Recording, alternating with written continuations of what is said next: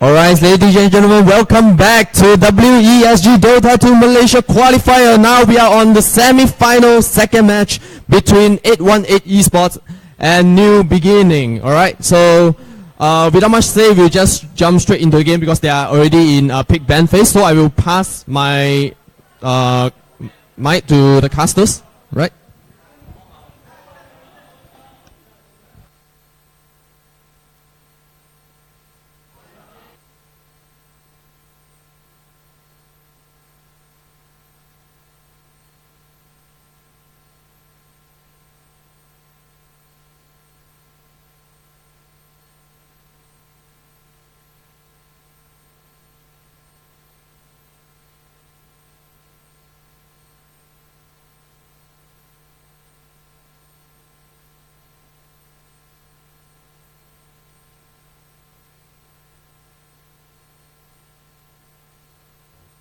The second game of the WESG Malaysia Qualifiers, New Beginning going up against 818 Esports on the other side of the bracket.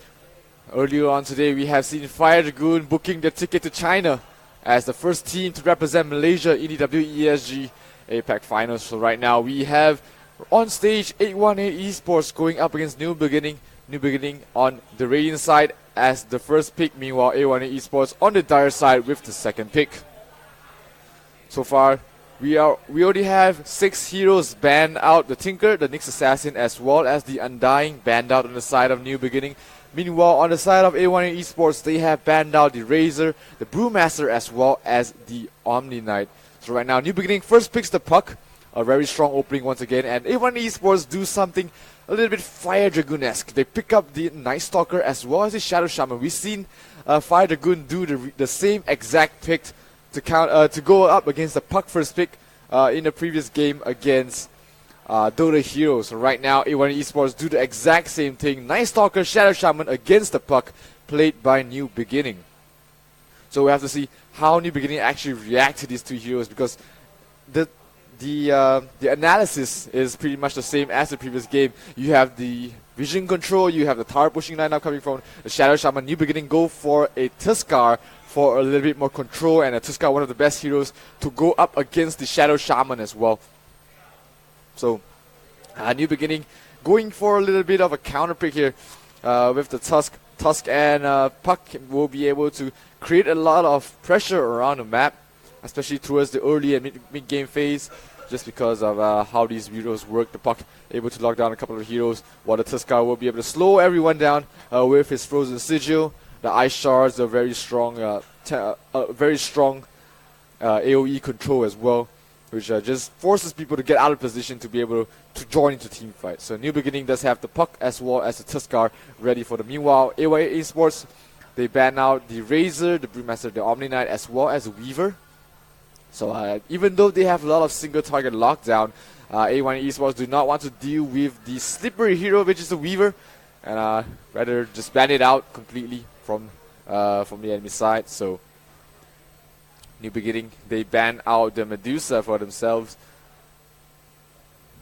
Still a lot of meta picks still left in the pool. Heroes like the Vengeful Spirit has been ignored so far. Doombringer, of course, popular pick in this tournament, still left out in the pool. We do not see it picked or banned so far. Timbersaw will be the 5th ban on the side of New Beginning, while 818 Esports opt to ban out the Outworld Devourers. So what are they going to put towards this mid lane? Because banning out the OD, maybe they didn't want the New Beginning to pick up the OD as well as the Puck, so they pick up the Gyrocopter as their safe lane carry, paired up with the Shadow Shaman as well as the Night Stalker. The offlaner is gonna have a very tough time no matter what hero you are, and so far it does look like the Puck will be going towards the offlane.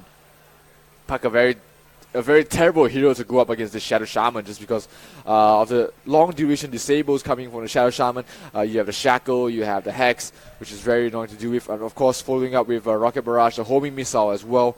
The Puck is not going to have a great time. It's not going to have a great time in this offlane alone. So we might see a little bit of rotation. We might see the Puck going towards the mid lane, and then New Beginning picking up another offlaner. An offlaner that can stand against these heroes. Not much.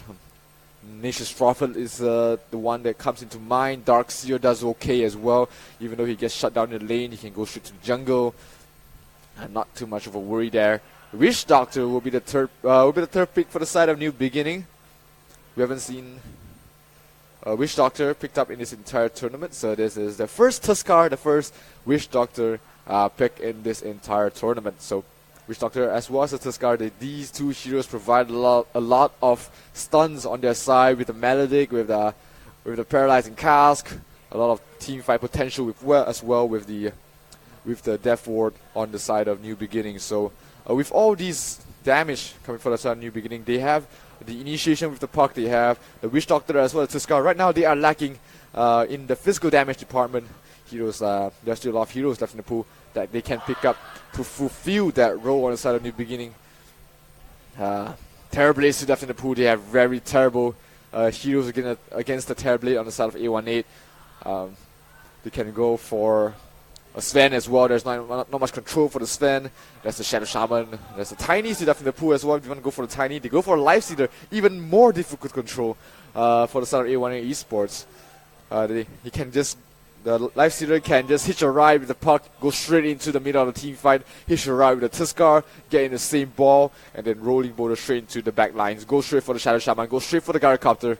Lifestealer does have that express route towards the back line. Of course, it is a more easy to kite hero, is the Lifestealer. I mean, if you get caught out in the Sprout, you get slowed down by the call down. You just get constantly kited there by the Shadow Shaman if he has the 4-staff as well. So A1 Esports does have their ways to play up against, to play around this Lifestealer. So we'll have to see how they have one more pick, which is most probably towards the mid lane.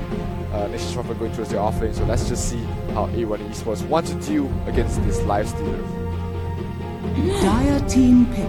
Sometimes we see heroes like the Shadow Demon go up against the Lifestealer. Razor does a really great job against the Lifestealer as well. The Static Link just deals all the damage even though he's raged up, even though he is infested up in the creep. We don't know which creep he's infested in as long as he's in range of the Static Link. So A1 Esports, although they are lacking in terms of magic of nuke, they have the Shadow Shaman, which is great, but something else, maybe something like Queen of Pain will be doing really well. Will do very well for A1 Esports towards the mid lane. Hero like an Invoker does fine as well with the Shadow Shaman as well. So Night Stalker setting up ganks for him. They need the Deafening Blast, which does really well against heroes like the Lifestealer, like the Buck as well. So a lot of heroes left in the pool for them to pick up. Queen of Pain actually has been banned out on the side of New Beginning. Meanwhile, A1 Esports banning out the Bat Rider. So not wanting to give that Lifestealer an additional way of entering these team fights.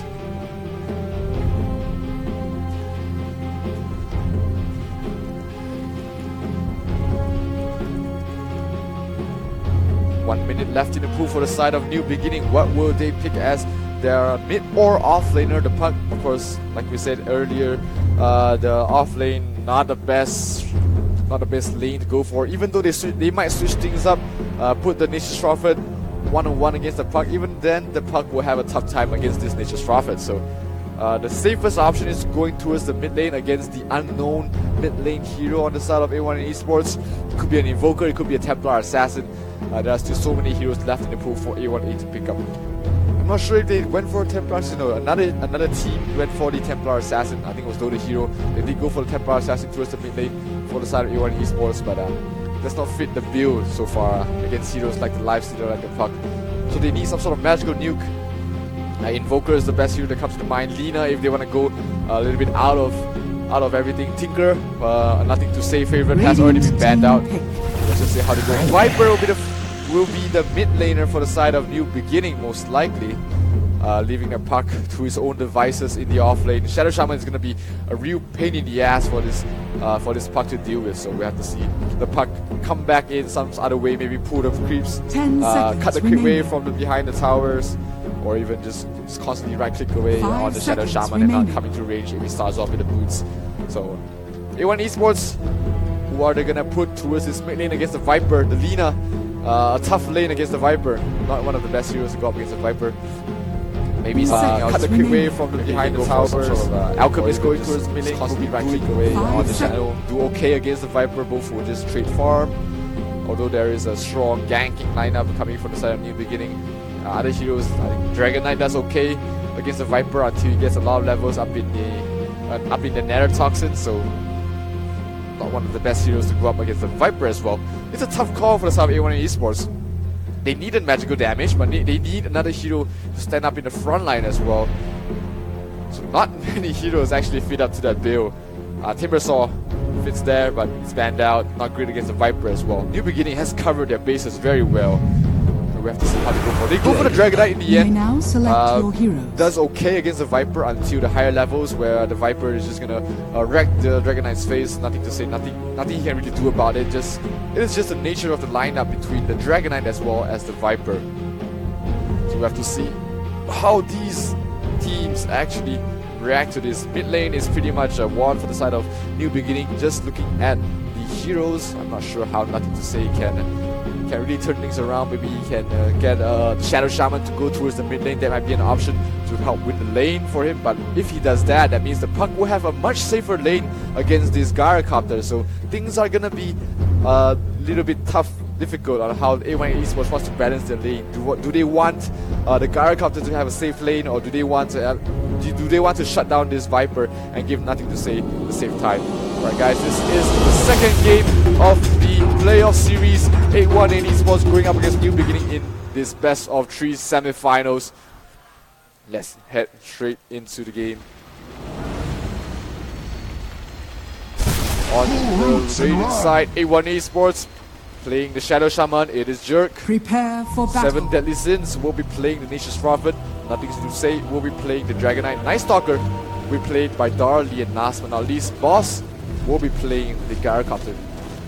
Meanwhile, on the side of the Dire, we have New Beginning NJ playing the Puck. The Lifestealer will be played by KYXY. This is Ling.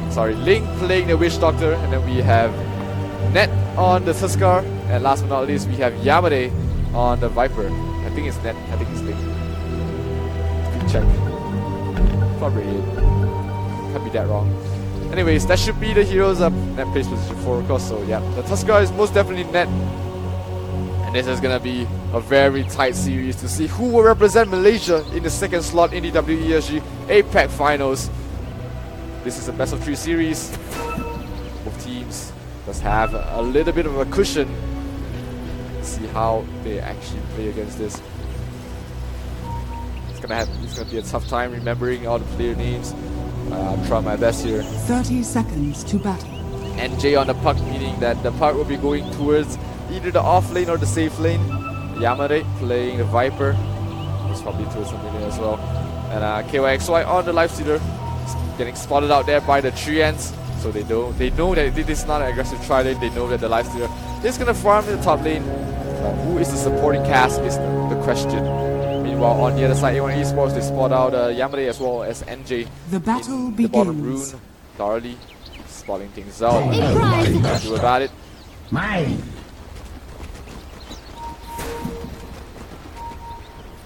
Let's see how the lanes pan out. Dragon Knight against the Viper. A very tough lane for the Dragon Knight, seeing that how the Nether Toxin just breaks the Dragon Blood.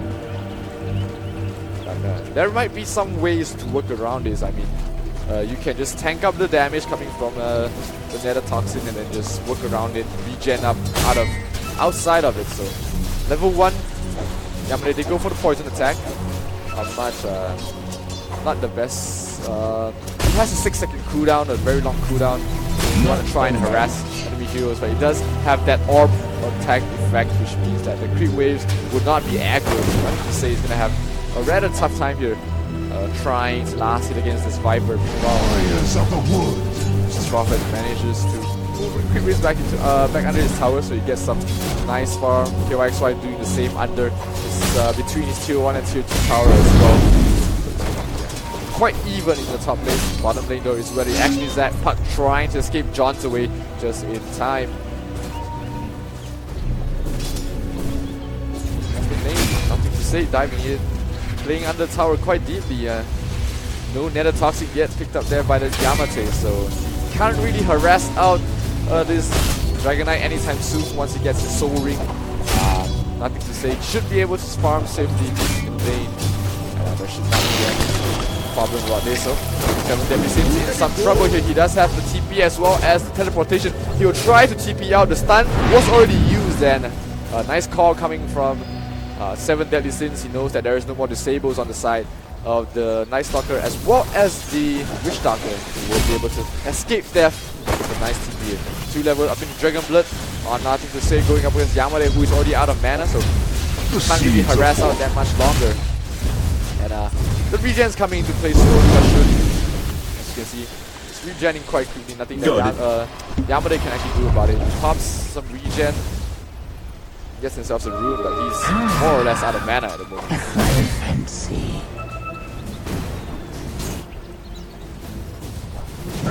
Things do seem to go pretty passively. They're trying to shut down at the enemy's offlaner. This puck has been very elusive, already level 3. Shadow Shaman does need another level, or else he's gonna have a tough time against this puck. He does have the shackle. Would they go for it? It's like, nope. Darlie.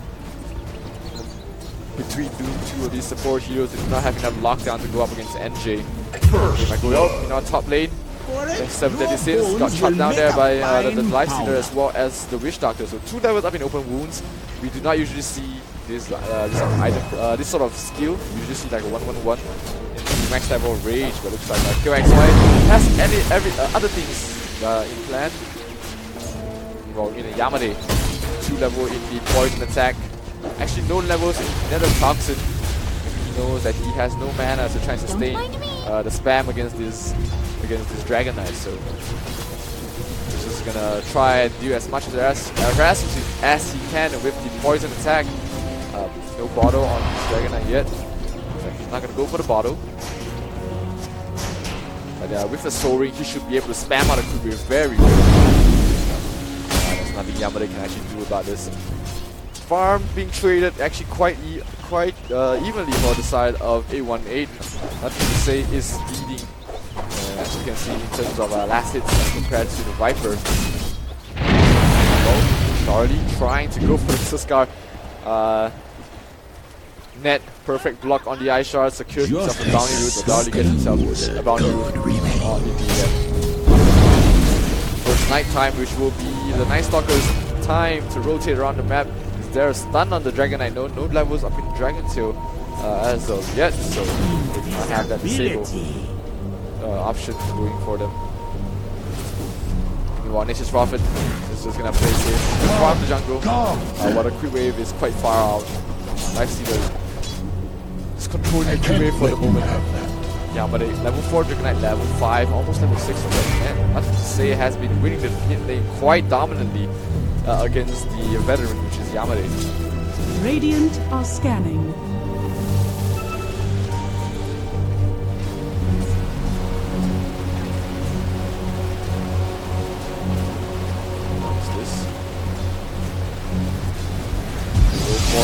The Nature's Prophet, there is a paralyzing cast. They're gonna keep it for the moment, trying to stop the TP. He does use it now to cancel the TP, but the TP backup coming for the Night Stalker will be able to save the day for the moment. Darlie going to have his teammates back, providing him from just preventing him from dying here. Right now, Yamade level 3 in the poison attack already, so he will be able to constantly harass Dragon Knight in the lane. 2 level up in Dragon Blood.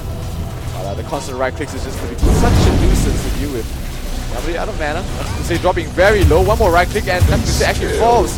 Meanwhile, top lane, they did get the kill on Darlie as well. So, new beginning, up to a great start in the early stages. From bottom lane, they're diving quite deep. They bring down the Shadow Shaman. And Jane trying to survive, pops the Fairy Fire. Face shield as well, but the Rocket Barrage will be able to secure the kill onto boss. So 2-for-1 trade-off. Actually, it's a 3-for-1 trade-off around the map. Net in a lot of trouble. One more right click. Do they have the high ground vision? No, they do not. And Net will be able to walk away to safety. He will not tick out to the Orb of Ven and Poison. And 7 Deadly Sins will not be able to get any kill out of that. So 1-for-4 is the score so far. New Beginning leading slightly in terms of kills. This is of course very early to later stages, so the game is not over yet. Meanwhile, mid lane, they're going for Nothing to say. Dragon up against Dragon. Here comes the Tuskar. Good trade for nothing to say. Nothing dropping very low. There's a stun. Victor is there. They bring down the Dragon Knight. Deadly Sins in a lot of trouble. He's blocked out by the shard. Slowed down there by Yamade. Yamade under the tower. Darlie giving chase. Darlie might be the one in trouble. Perfect body block there by Net. And Darlie will fall in the end.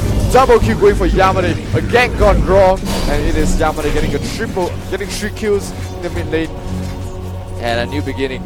Just absolutely setting tempo in the first night. Despite it is, of course, the Night Stalker's time of choice. While all of this action is happening around the map, the Lifestealer is left unattended up in the top lane. They have to find some way to deal with him later on to the stages, but right now, Viper. Yamade might go for the kill onto Darlie. Is there a TP backup? Nope, there is not. Darlie taking so much damage from the poison attack. One more right click. Yamade might be diving in too deep here.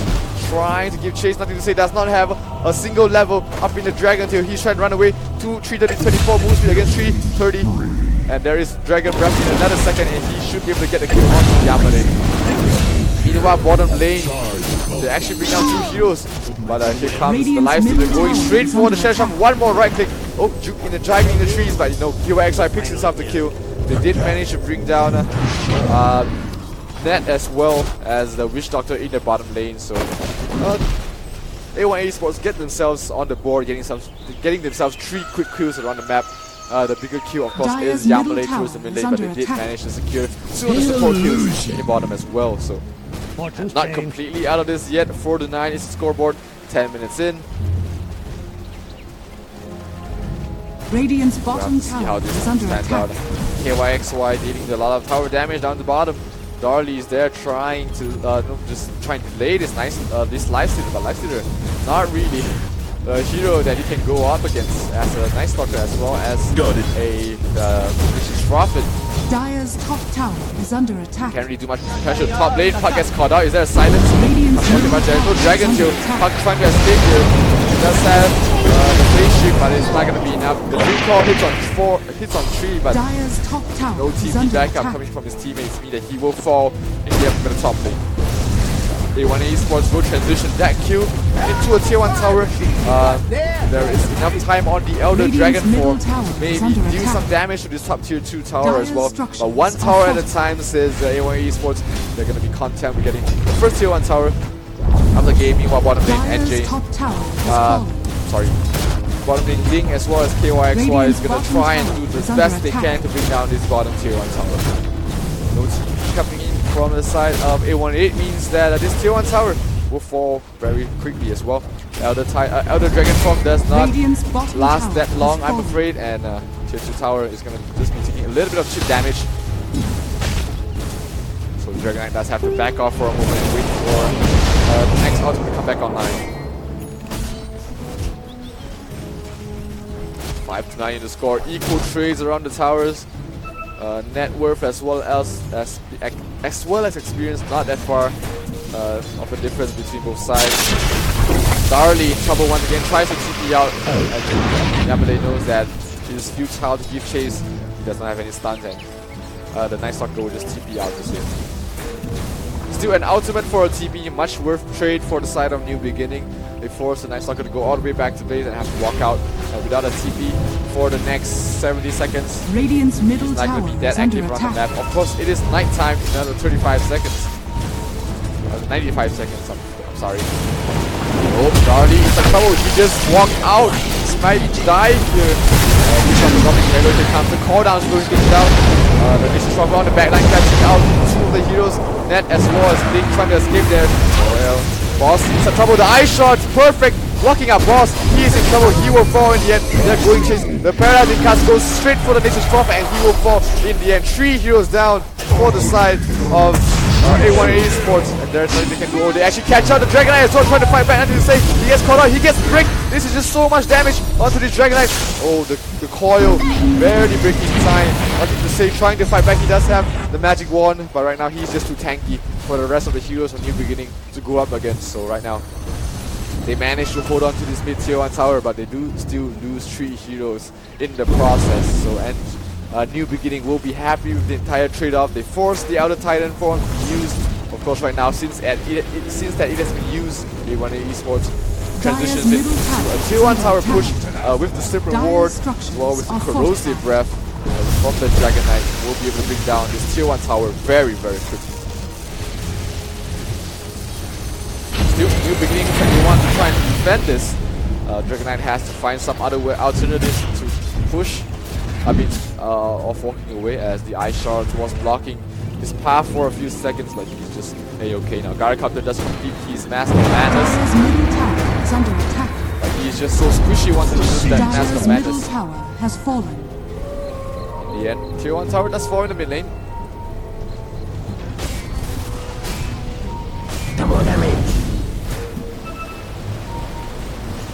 Dire's bottom Top tower lane tier is 1 under attack. try and be pressured here by KYXY. He already has his armlet completed. And with the double Radiant's damage top rune tower is under onto attack. Yamade on the Viper, and this tier 1 tower will be not long for this world. What Radiant will structures One thing are to do? Will they fortified. try and trade towers down in Radiant's the bottom top lane? tower It's already is pushed under out to the attack. tower. They forced the glyph. Radiant Nation's are Trumpet is scanning. there as well, so they have that power Dire's bottom tower potential. is under Whereas the attack. Dragon Knight is pushing bottom lane as well. In another 3 seconds, so they can continue on to this with a second lane of second tier Radiant's of top tower as tower well. is under attack. Tier 1 tower on both sides. It's dropping reload. There comes a Tuskar diving straight for the Gyrocopter. He drops very low and he will fall. This is the Cordown trying to buy his time. Recall will be used. This is from a dropping reload. This is from a will fall in the end. KYXY gets himself a double kill. And they managed to defend the tier 1 tower, and they managed to get the top tier 1 tower as well. So nice rotation coming in from the side of New Beginning. They lose nothing, they gain all in the world. Right now, net Dire's worth bottom slowly tower but is surely under falling attack. down towards the side of the Dire as A1A Esports. They get the short side of every trade. They do not get the tower, they lose 2 heroes. Sure, they lose 2 of the cores as well. It was the Nature's Prophet as well as the Gyrocopter. So nighttime, Darley on his own, not able to do anything. He needs his teammates back up Dire's bottom on his own. tower is under He doesn't have attack. enough damage to bring down Dire's even bottom the tower Witch Doctor has before fallen. his teammates team in to back him up. So he has to watch out for that. Meanwhile, mid-tier 1 tower Radiant's middle pushed there tower by the is under creeps. attack. Interesting. Looks like a New Beginning does not want to Got commit it. to that tower so soon. Yamade shows himself up in the top lane, has his Foot of Defiance completed. So that's going to help him tank up against the magical damage coming from the Gyrocopter as well as the Dragon Knight early on in the game. This sustains, good remains. Well, Lifestealer does have Yasha completed as well as the Armlet, so that is going to help him chase down heroes. Looks like he's going for the Sanjin Yasha build on this Lifestealer, which means that he wants to fight early, he doesn't want to take things too late. Unless, of course, he starts snowballing, in which he will be able to transition very well into the late game.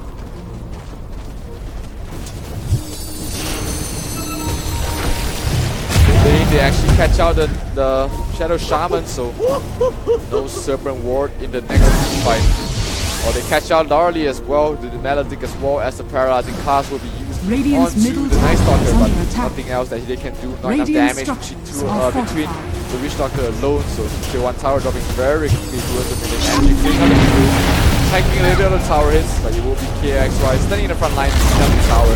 Radiant's New middle Beginning tower will be is happy with the fallen. entire trade. Tier 1, meanwhile bottom lane, the pesky Nature's Prophet is constantly pushing down bottom.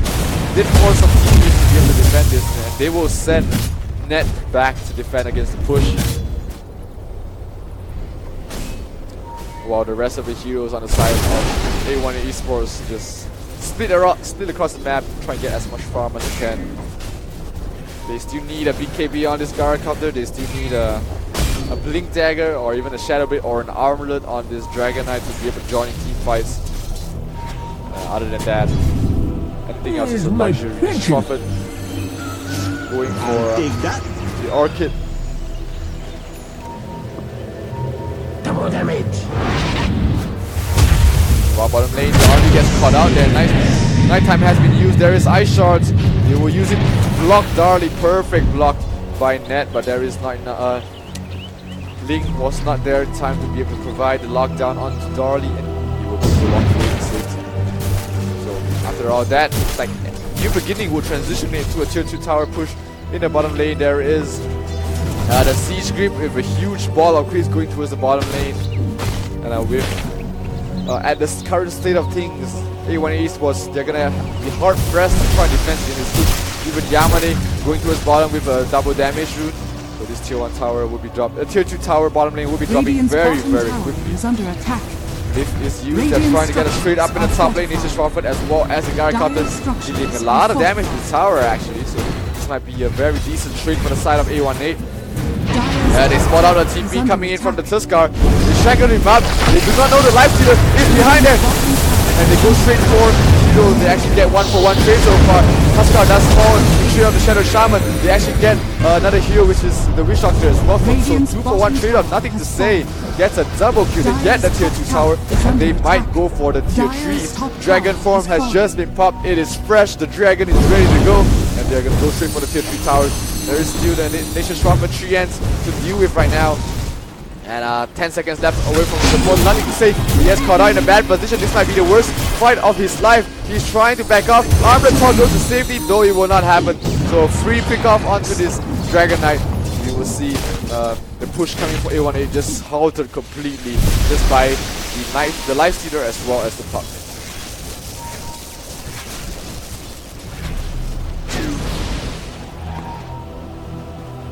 The seeds of fortune. So the Elder Dragon form on cooldown for another minute or so. So once he has that, let's see A18 try and start to group up again. But until that, before the night time, it is all New Beginnings to try and push out these lanes as well as towers. Yamade showing himself in the mid lane does have his Field of Discord as well as Foot of Defiance already complete. Our boss trying his best to defend against all these creeps. He does have his Mask of Madness as well as his Yasha already completed, but a lot more to this guy goes straight for 7 minutes, and the National Prophet will actually go on Dragon Knight in a lot of trouble. They comes to Shadow Shaman, Witch Doctor channels the full duration ultimate. It's not cancelled, it's cancelled in the end, but Shadow Shaman in a lot of trouble himself. Already past the night time, he will try and run away. He will barely escape. While cooldown has been used, where is the Gyrocopter? Gyrocopter has walked away all the way back to base. So 2-for-0 trade-off. They pick off 2 of the cores. They pick off the Nation's Prophet. They pick off Dragon Knight as well. So huge team fight going towards the way of New Beginning. They lose absolutely nothing. Uses a few team fight ultimates, but that's about it. Pushing out the lanes, all of the lanes. New Beginning is absolutely running away with this game. 7-19, 20 minutes in. Net worth and as well as experience we can see on the screen so far doesn't amount to much, but let's quick look at the items as well. Item progressions has been steadily ongoing for the side of New Beginning, while A1 Esports are still struggling to find the items that can help them win these team fights, because right now they are just constantly getting picked off. Nation's Prophet does have his Arcane Malevolence, but his next item that's queued up is quite weird, considering the first item that he got. So we're not sure how he would like to go ahead into teams. Now they will suffer. Full duration night coming for the side of A18 Esports. They have the Elder Dragon form, if you want to start sticking together, pushing towers down with the Serpent Wards. The best time to do so. Top tier 3 still standing very healthy. Mid and bottoms do have both tier 2s for the side of New Beginning, so that's not an option for them to go for. Prophet shows himself up in the top lane. Viper meanwhile shows himself in the mid lane as well. Yamade pushing towards, pushing out the bottom lane. So they are trying to force some sort of TP reaction up in the top lane. If it's gonna be a tier 3 against a tier 2 push, New Beginning does have to back off in order to defend the tier 3. Radiant's middle tower is under attack. Because how much tower damage the Nature's Prophet as well as the Dragon Knight do to this tower. It looks like Radiant's middle tower is under has attack. been forced out. Gyrocopter shows himself towards the mid lane. They actually catch out Darley. Darley caught out between 2 heroes. He's dropping very low. She does fall through the eye shot. Here comes the call down. With it on to Net. Provides some time for his teammates to come in. Yamade is in position as well, trying to fight back. Catch up to the stun, so gets slowed down. Dragon Knight is in the middle of everything as well. Yamade, he gets stunned up. Here comes the fuck as well, trying to fight back. But oh no, the Dream Core hits on two. Here comes the nice stop. Here comes the Life Stealer going towards the back line. The triple wars dealing a lot of damage, but it is going to be enough. The Guy Counter does score yet. 4-for-nothing trade-off, and it will be only nothing to say having to back off out of this entire team fight. They did lose the two supports, but on the side of New Beginning, they are ready to start pushing to the tier 2 tower in the mid lane. Very quick rotations coming from the cores who just TP'd out to the top lane to defend. Once they TP'd down, once they TP'd up, they walked all the way back towards the middle to start pushing on this tier 2 tower. So, tier 2 tower will be the next point of contention for the side of New Beginning. It is another 2 minutes of nighttime. Nothing to say, trying to defend as best as he can. But it looks like New Beginning will not force the issue here. They know they are ahead in terms of kills. They're not going to want to throw away their current advantage so far. Flesh sustains, gold remains. 22 minutes in. Desolator already completed on this Life Stealer. So he's going to be laying a world of hurt on this Dragon Knight. Lane Yamade just constantly pushing out the lanes as well. Top lane, the 3 ends from Nature's Prophet doing work, pushing out the lanes. Still tier 2 in the mid lane. Dropping very low. Yamade standing in between the trees. Going to get some free hits on the tower. And using the Nether Toxin to clear the quick waves, Yamade is feeling very confident. He's tanking the tower hit, tanking the hook missile. Quick wave is being pulled there by Doherty, so it's going to be delayed for another 30 seconds. So they are trying to catch out this Night Stalker. Oh, they spot out Yamade. Yamade, Doherty spots out Yamade, so he's going to back off. And knowing all that, Puck almost in position to catch up with the Night Stalker, and then that's where his team is away to safety. On top lane. Nature's Prophet, he gets spotted out there by Net as well. Nick, he's in a lot of trouble. Stun coming. He can't TP out, he can try and TP out, but the Death Ward plays perfect. Gets himself a kill onto this Nature's Prophet. And they're giving chase. Catch out the Dragon Knight, he gets stunned up. There is an open wounds. Is there a Shadow Blade on this Dragon Knight? No, there is not. Nothing to say. Very tanky. But how tanky can you be? Oh, the stun, perfect. Nothing to say, dropping very low. The armlet toggle, saving him for the moment. The super wards perfectly blocking out the Life Stealer, but in the end, they will Shadow Shaman sacrificing himself to save nothing to say on this Dragon Knight. So, without further ado, Roshan wide open. They were just fighting right outside the Roche Pit. And with 2 of the heroes down, very confident work for this Roshan.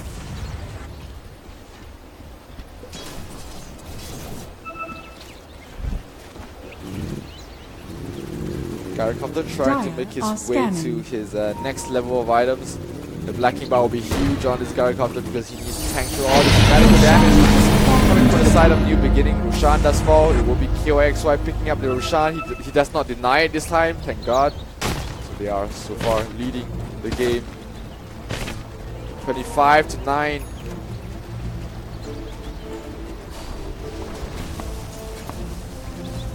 This tier 2 has been standing very long in the mid lane, says Yamade. Let's bring it down. Gather round. Bottom lane, they catch out. 7 deadly sins will fall for sure. It will be KYXY, but godlike streak. He's just so farmed up right now. He's been farming heroes as well as creeps. Dire's bottom tower is under attack. Tier 2 tower in the mid lane does fall. And Yamade finally gets it. Goes for the Sacred Relic, so we might see the Radiance pick up Yamade. Oh, the paralyzing pass bounces onto 2. It is perfect. It brings out one of the heroes. Link does fall in the end. The Gyrocopter cuts from behind and brings down the squishy support. So 1-for-1 trade-off in terms of support. Meanwhile, top lane Dragon Knight, nothing to say. He has nothing to say about this. He just gets chopped down there by the Life Stealer as well as the Sysguard played by a Net coming from behind, stopping him from any sort of TP play. New Beginning, just getting kills left, right, and center here. Puck. Oop. going for the Acceptor, going to provide even more lockdown for his entire team. Viper, he didn't see his secret relic, so it is a Radiance build on Yamade A prize. on his Viper.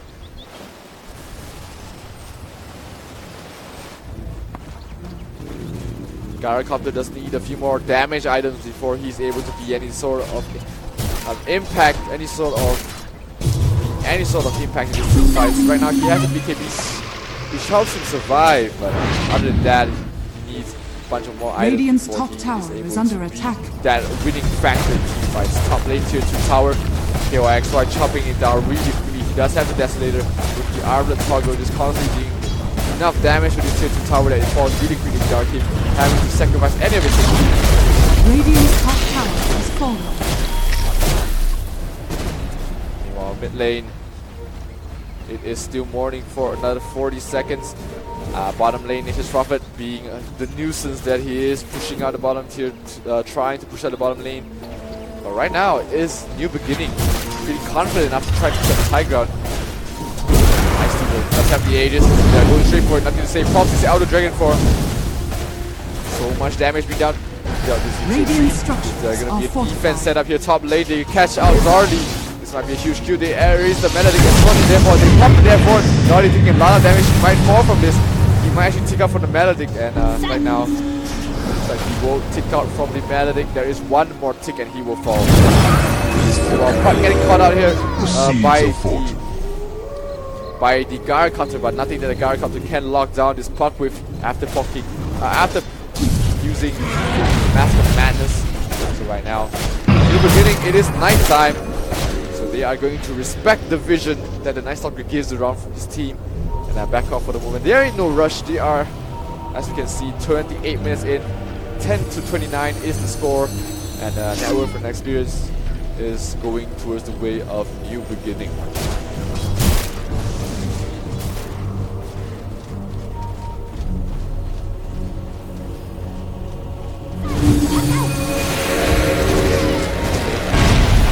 A little small skirmish on both sides, but nothing. It amounts to Gyrocopter level 19, Manta Star completed, Black Bar completed. He's ready to fight, but is he enough to fight so far?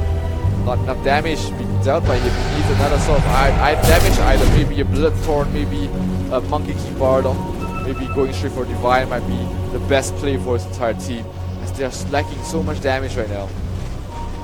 Bottom lane, Radiance already completed on the Viper. Looks like he's going for Assault Cuirass or Shiva's Guard as well. Both of these items really complement his team. Unless the Lifestealer is the one going for the Assault Cuirass, which means that, if the Lifestealer going for the Assault Cuirass, Darley spots him out, but knowing the big raid boss, which is KYXY, he's not going to go for the kill. Not that he can get a kill. Bottom lane going to be pushed out there by the Nature's Prophet. He does have a little bit of survivability items with the Blink Dagger pickup.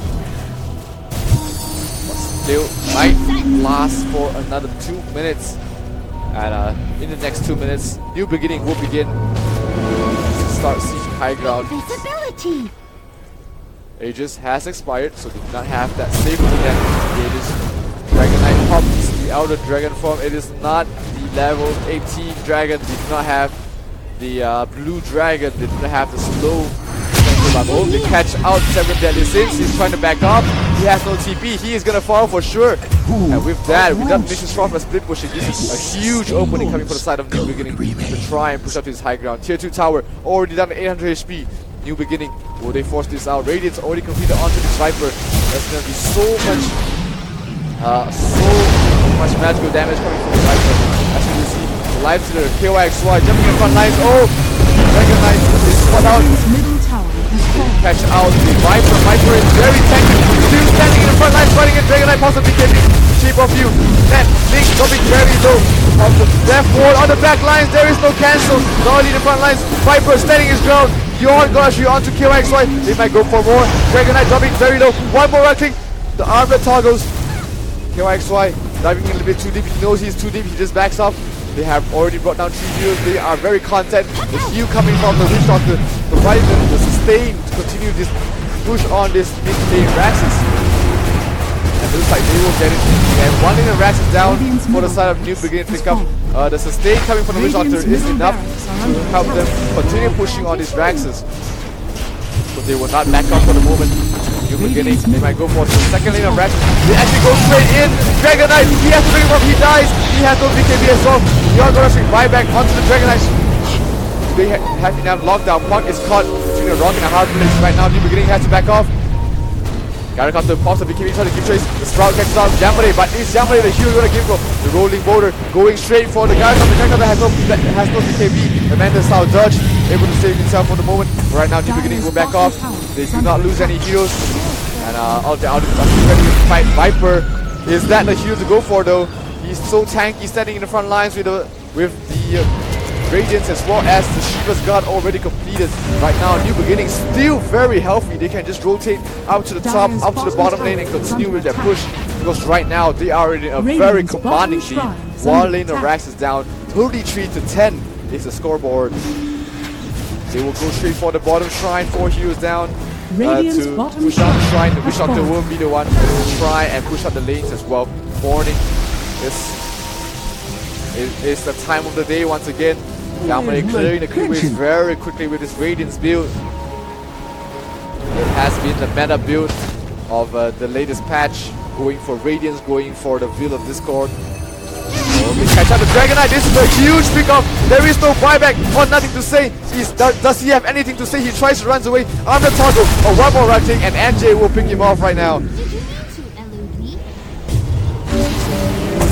Window of opportunity for the side of New Beginning to try and push down another lane of Raxes. Mid lane, creeps have already broken down the backdown protection, and they are going straight for the top tier. Tier 3 Raxes. Call down will be defensive, trying to buy some time. Yamane tanking it all in the front lines. KYXY being a little bit of tower damage. Well, hex onto the Viper. Are you seriously hexing the Viper? The Shadow Shaman caught in the slot. He will fall yet. Viper caught in the Shadow Ward, and his teammate will build him up. 2 heroes already down. The Dragon Knight is still down for another 30 seconds. Do they have any sort of regen item for Yamane? They do have the pipe. They do have the Guardian Grief, and Yamane will be still standing in the front line, standing strong. There is another Urn of Shadows going to be used onto Yamane, and once the creep wave spawn, he will be able to regen off this as well. Straight for Dali dropping Rado. The Dream Call catches out on only one, but they buy enough time for them to pick out the top tier of Raxes. Lanes of Raxes down. 25 kills behind. New Beginning in a very commanding lead. They spawn out the Dragon Knight once again. He pops the BKB. He tries to fight back. Viper is silenced out. If he dies, there is no way that they can come back. Armor Toggle, nothing to say, walks away from that. Garacata caught out. He's getting there for the. He falls. Darley will fall in the end as well. 2 heroes down. Yama gets a double kill. All the while in the Sprout. Is there a buyback on the Garacata? We do not know. We cannot say. But one of the cores has already fallen, and this is it. New Beginning dominated the game in the first game of this best of 3 series. A1 Esports, they do have to reset and reconfigure if they want to make their way to China in these WESG Malaysia qualifiers. Right now, New Beginning 1-0 ahead of A1 Esports. This is of course a best of 3 series. So right now, we're gonna take a short break before we come back to the next game. Winner goes to China, loser, well, if New Beginning wins, they go to China. If A1 Esports in, they still have a chance to go to China. So we have to see which of these 2 teams will make it in the second game. Until then, we're going to take a really short break before we're back to the game 2. Until then, guys, see you soon.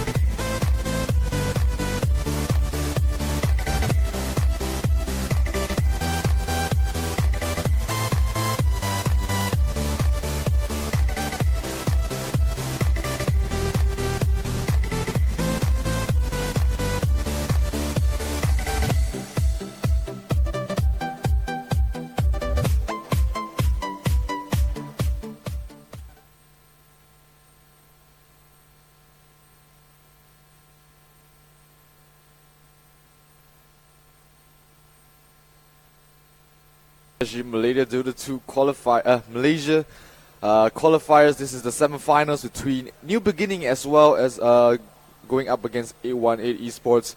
818 Esports did fall in the first game in this best of three series, but they do have a chance to come back in the next game. And if they do, they are just one step away from going to China. But in their road to China, it is New Beginning standing in their way. Was a very close game in the first game, but New Beginning inching ahead forward in the first game. But right now, they had both of these teams do it. They do have to reset. They have to treat this game as a best of one, because right now, for A18, that it is only a best of one for them. Because if they lose this game, they will be going home. If they win this game, they have one more chance to secure a spot going to China. So right now, going through, well, there is a little mistake on the lobby settings. It is actually New Beginning with the one game up, but it's okay. A1 Esports will be playing on the Radiant side, and they will have first pick. New Beginning playing the Dire side, and they will have the second pick. First banning out the Puck as well as the Night Stalker. Meanwhile, on the other side, New Beginning has banned out the Tinker as well as the Omni Knight. So yet again, another respect ban for Nothing to Say. Like, he has not been able to play his Tinker in this tournament. The entire tournament so far, he has just been banned constantly. That goes to show how good of a Tinker player he is in this tournament. But right now, Viper will be the third ban on the side of A18, followed by a Razor ban on the side of New Beginning. Yet another focused ban on the side of Nothing to Say. Razor is one of his signature heroes as well. The Razor, the Lina, as well as the Tinker. We usually see that banned out, whether it's picked or not. Nyx Assassin will be the first pick for the side of New Beginning. Usually we do see, if you go for the Nyx Assassin, you follow it up with the Medusa. And there it is, the Medusa pick on the side of New Beginning.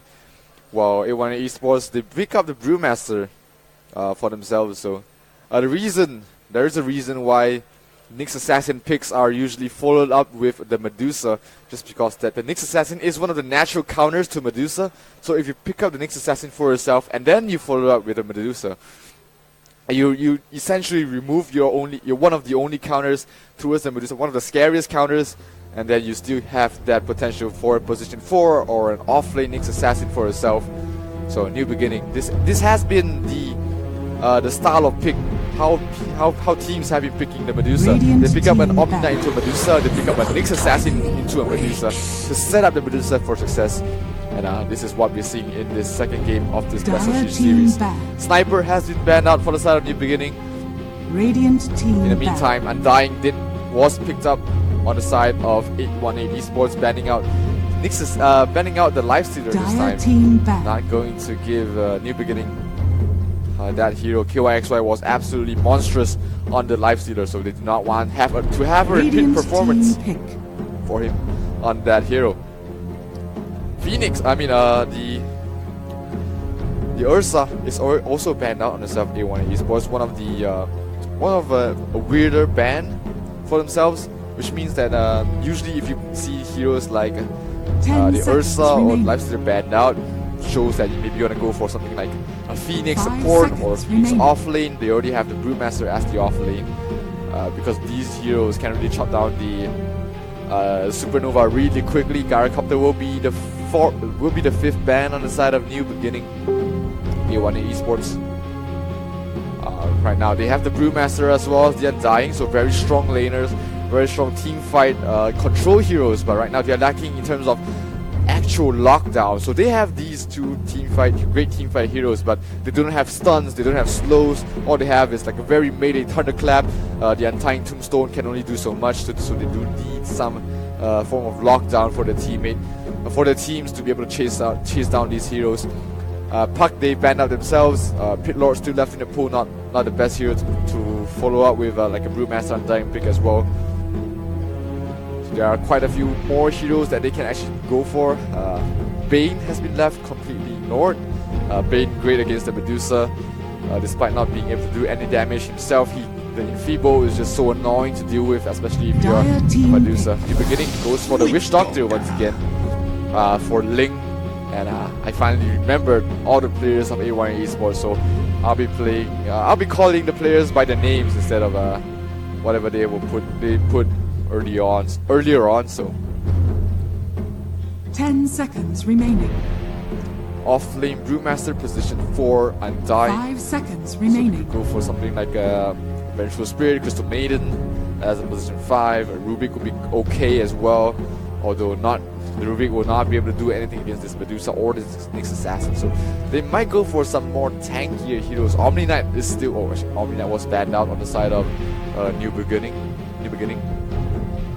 So we have to see how A1A Esports react to this.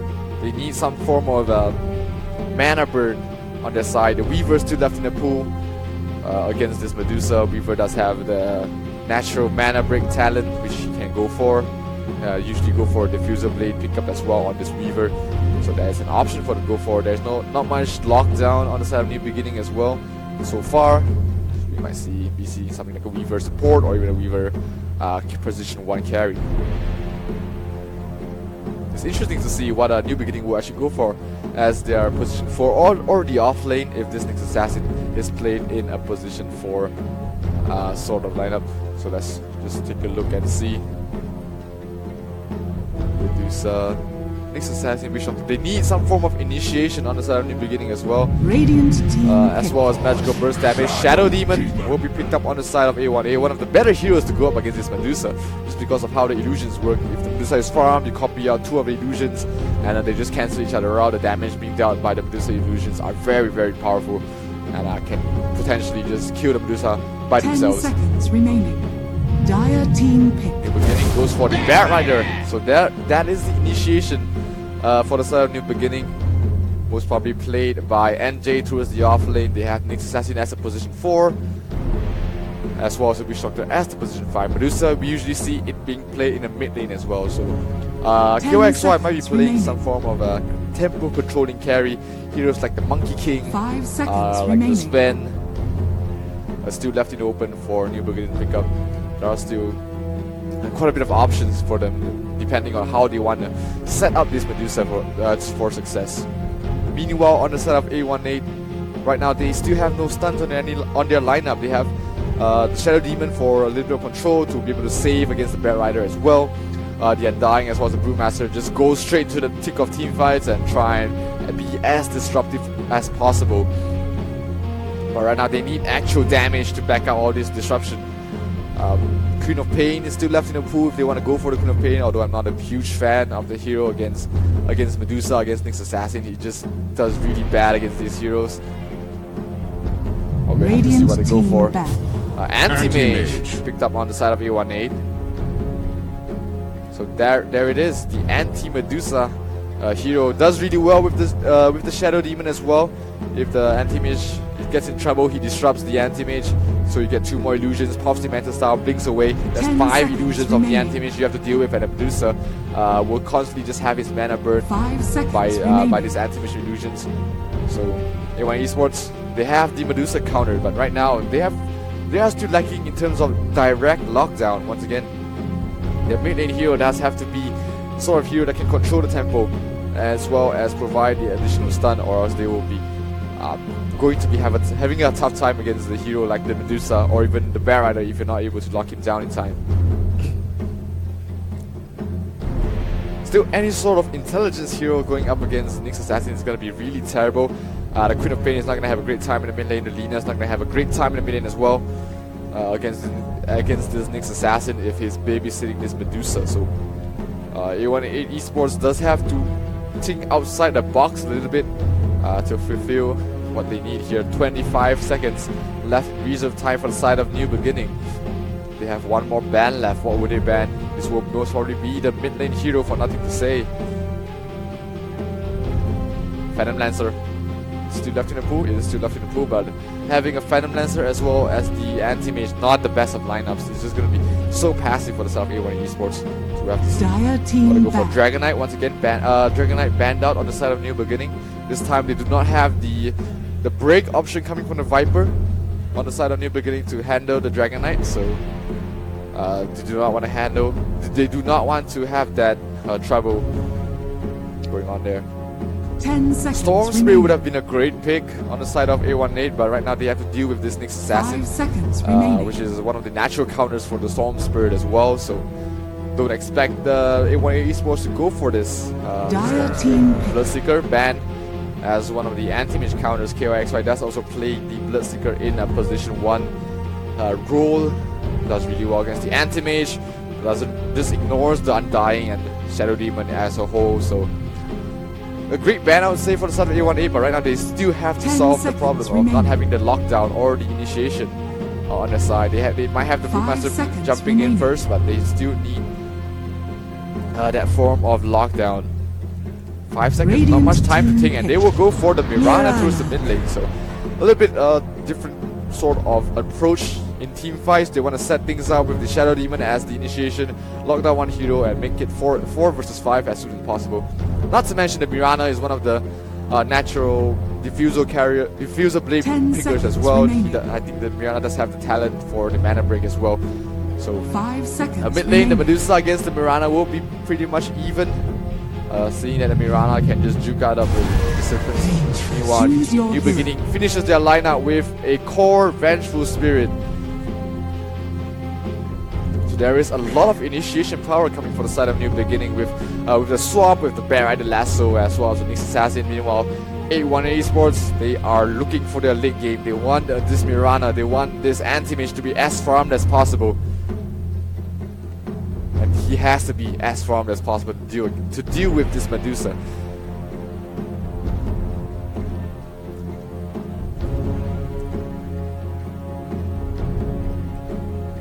Lineup wise, there is a lot of not much tower pushing potential on both sides, but we have to see how the lane phases pan out in this game 2 of this best of 3 series between A18 Esports and New Beginning.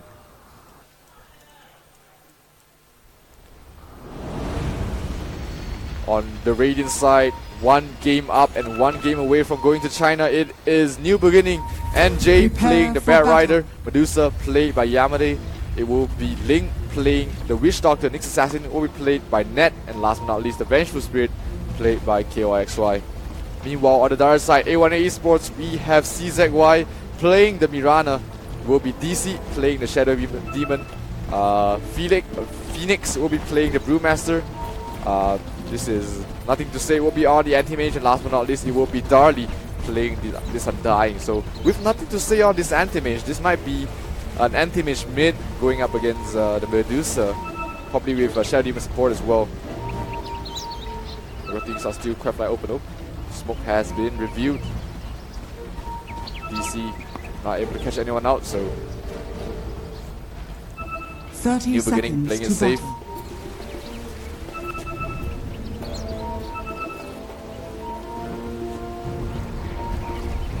Lots of pings going on from both teams, trying to get an idea of where the enemy is. Darly in the front lines, he leveled up the decay, so there is no tombstone for the upcoming team fight. So they might have see themselves just getting the safer bounty runes. The battle begins. NJ, bottom lane. Tis my prize is pleasure. It will be 2 runes apiece for both teams, and looks like it will be the anti-mage CZ, nothing to say, going towards the mid lane against the Medusa, as well as whichever support they decide to throw up against this anti-mage. It will be the Witch Doctor most likely as a range support, or will the Shadow Demon be rotating down to mid lane to help out? Looks like it will be the Undying. 2 melee against 2 range, not one of the best lanes to go for, but nothing to Tis say. not for these. Oh, the cast did so much damage, nothing to say. Darly, the decay does not hit anyone as well, so not a great start so far. Even though it's only 40 seconds in, they are already taking a lot of damage.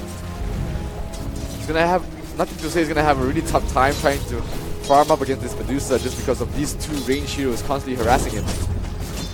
So you will have to rely on this top Shadow Demon as well as Mirana to get things done around the map. The Vengeful Spirit,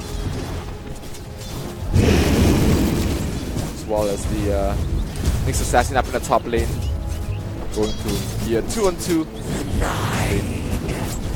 Mid lane, nothing to say, trying to farm up as well as he can despite all these right clicks. Darly stealing a lot of strength actually from the Medusa. Medusa actually dropping quite low. Oh, look at that. So the Wish Doctor might be in some trouble here. He's caught up between a rock and a hard play. He's being chased down there by the creep as well, but no boots on the anti-mage. Oh, Darley might actually give chase to Yamade, who is actually one right click away from dying. So very close call there for Yamade on this Medusa, but that means with so much strength stolen, it means that he will regen so much from his himself. So that's himself that tiny bit of thing. Dying just have his tombstone if he wants to give chase on to this Witch Doctor. Whereas the anti-mage being chased away by Yamade. Oh, one more right click. Oh yeah, Darley very close. Does he have any form of regen? He does not, and it will be first blood. Dying to the Maledicts is undying. So a little bit too aggressive there. He could have just popped the tombstone, but wanting to keep that in his arsenal forfeits his life. Bottom lane, it will be the Bat Rider against the Brewmaster. The lane that the Brewmaster should be able to farm quite well, or at least get some levels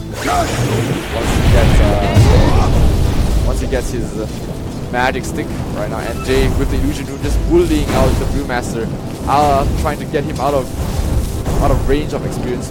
Top lane, arrow does connect onto the Vengeful Spirit. A lot of damage being done here. The illusions of the Vengeful Spirit just doing so much damage to the real owner. Shadow Demon, DC does have to walk all the way back to base to regen up, so just short skirmishes around the map.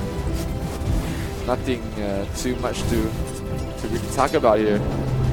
Sin's dropping very low. He does fall to the Flame Break coming from the Bear Rider. So a lot of sticky napalm stacks followed by the Flame Break. That's a lot of damage. And NJ gets a solo kill onto this Brewmaster.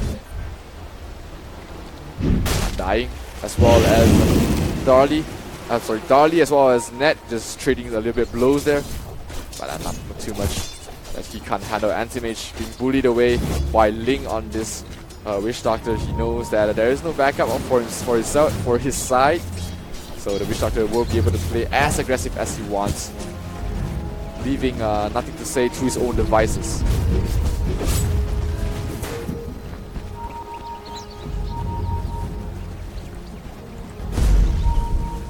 Meanwhile, Bat Rider giving chase to the Brewmaster, trying to get a scuffle onto this bounty rune. Oh, the Flame Break does actually help him.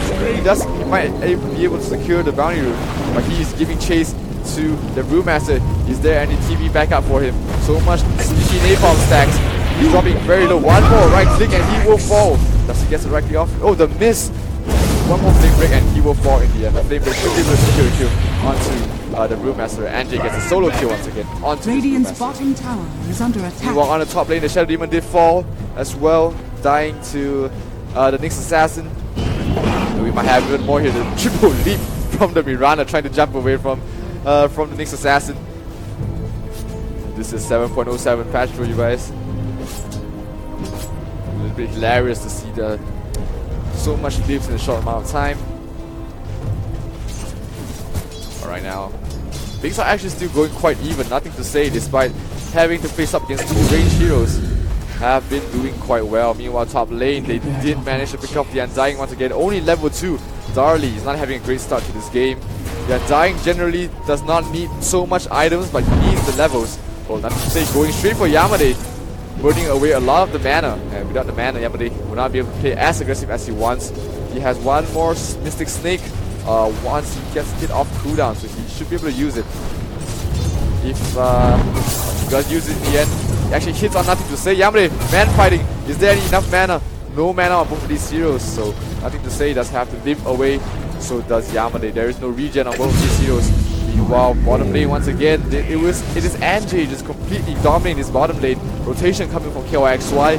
We will be able to help them secure a kill onto DC on the Shadow Demon. So right now, they will leave KYXY to farm up bottom lane and to leave the Bat Rider to his own devices.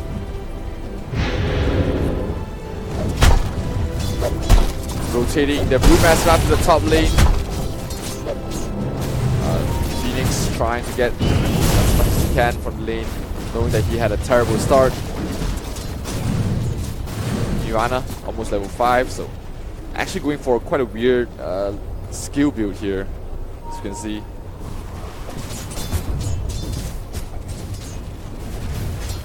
Anti-Mage still trying to farm the best he can against this Medusa. If they prepare actually stacks for this Medusa, there's no way that this Anti-Mage will be able to outfarm this Medusa.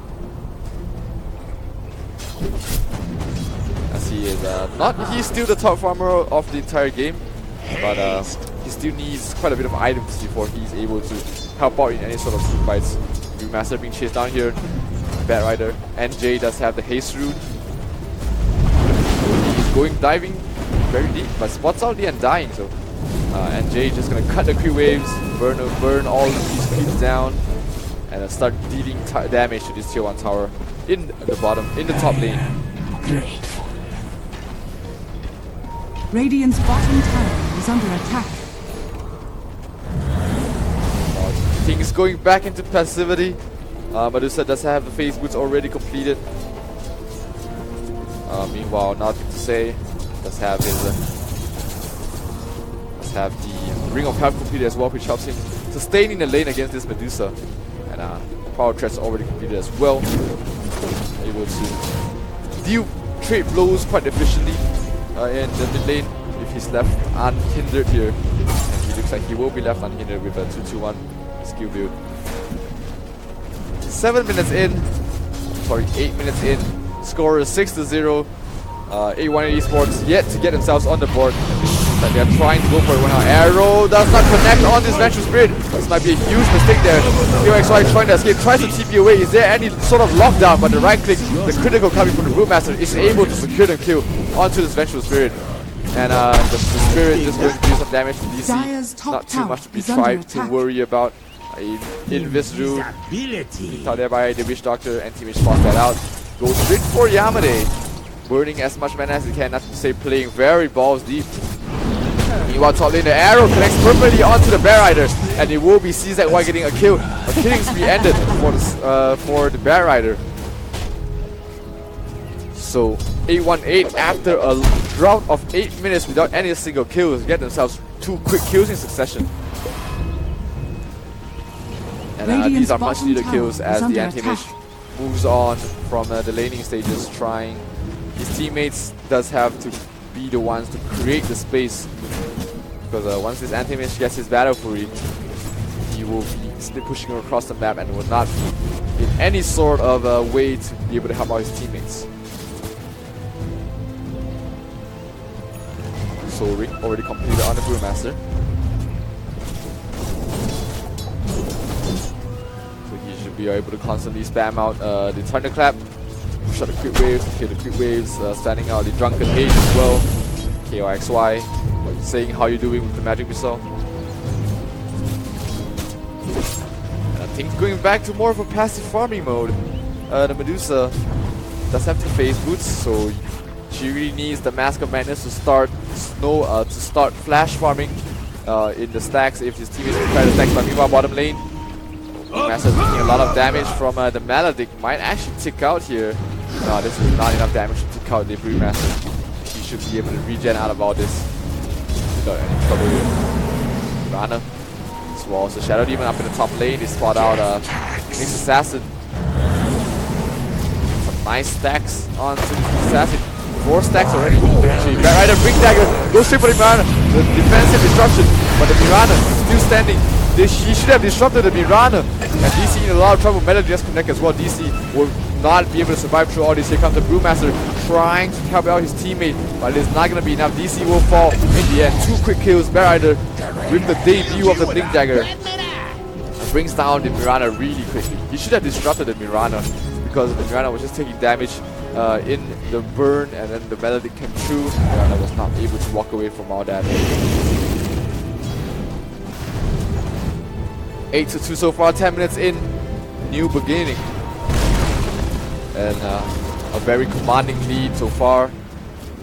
Still, Anti-Mage will do as Anti-Mage does, and once he gets his Blink Dagger, once he gets his Battle Fury, things might start to change for the side of A1-8. They're just buying time for this Anti-Mage to get farmed up, but of course, on the other side of things, they have to watch out for this Medusa as well. Not to give Medusa too much of a free space around the map, as he is getting right now. Mask of Madness almost completed once he does he will be able to clear the stacks that his teammates so meticulously prepared for him. Dire's structures are fortified.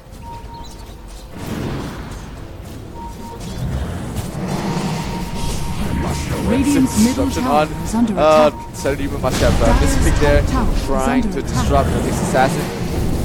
So, misclick there, if you click too fast, get that top tier 1 tower will be brought down there by the side of New Beginning.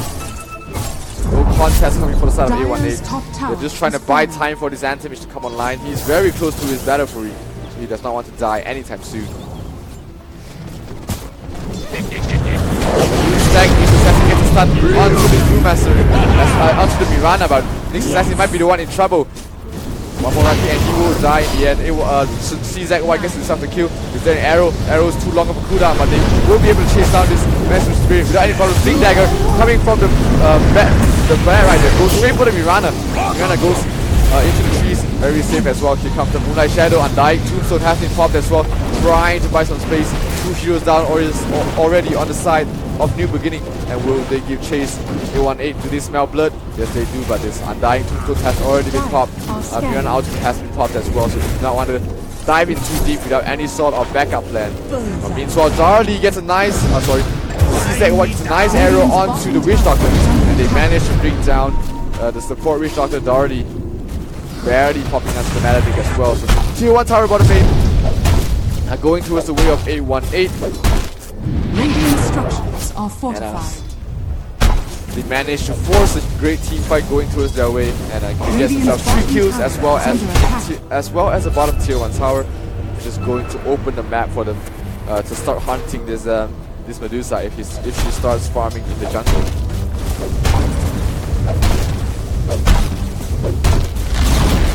Radiant's bottom tower has fallen. 13 minutes Dire's in, top tier 2 tower tower is under attack. slightly pressured there by KYXY. Pushed the creep wave all the way back to the tower. But no follow-up coming through. Meanwhile, 13 minutes in, it is Antimage time. He has his Battle Fury completed. So with that, he's going to start blast farming in the jungle. Still pushing around the map. There is not much disables to stop this Antimage so far. The next assassin is the only direct stun that should be able to lock down his Antimage. But without that, he should be able to blink away from most, if not all, form of disables coming from the side of New Beginning.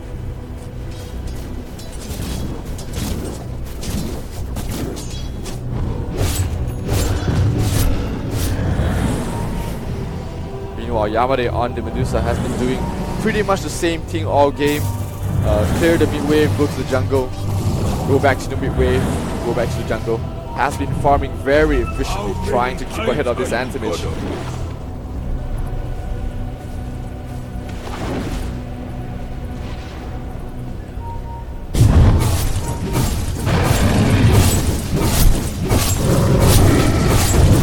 Nothing to say. Gets solo picked off there by the next assassin. The dragon is just doing too much damage to the Antimage, and he does actually fall. Oh, they actually might catch out.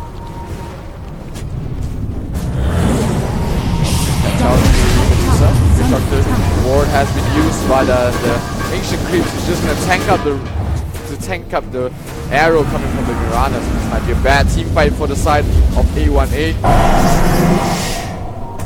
The demonic purge used on the next assassin, not the smartest of ideas. DC will fall for his mistakes there.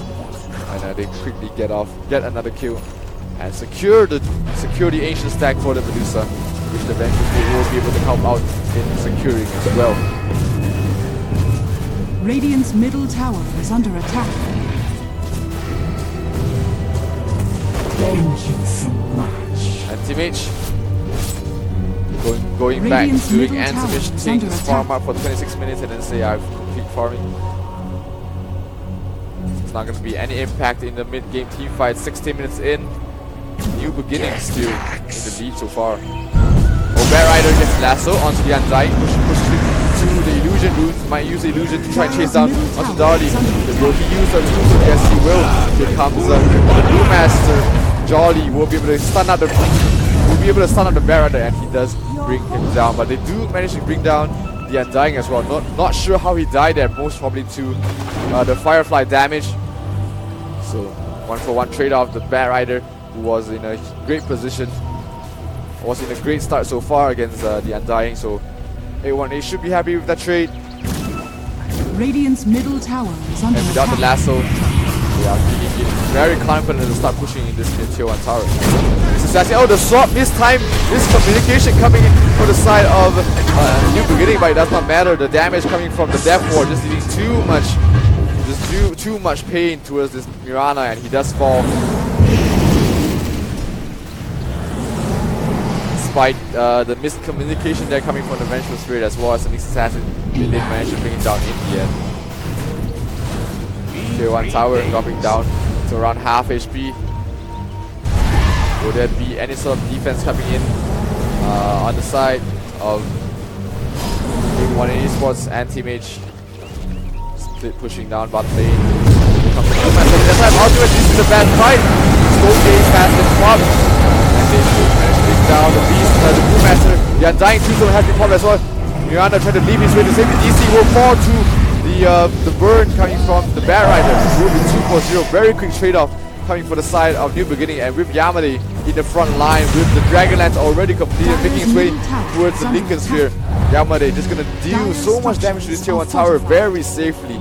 There is no Brewmaster split, no idea why the Brewmaster decided to jump in there without his ultimate, so. And they did manage to force the Anti-Mage to come back all the way to take a team fight which did not even do anything, so nothing to say. Some wasted farming time there, having to TP to the mid lane and then going back to farming. Still, he is very close to his Manta style. Once he gets that, he should be able to be a little bit more useful in team fight, but until then, he needs to keep this going on with the split pushing, with the clearing jungle into lanes. He has to keep ahead of farm from Yamade.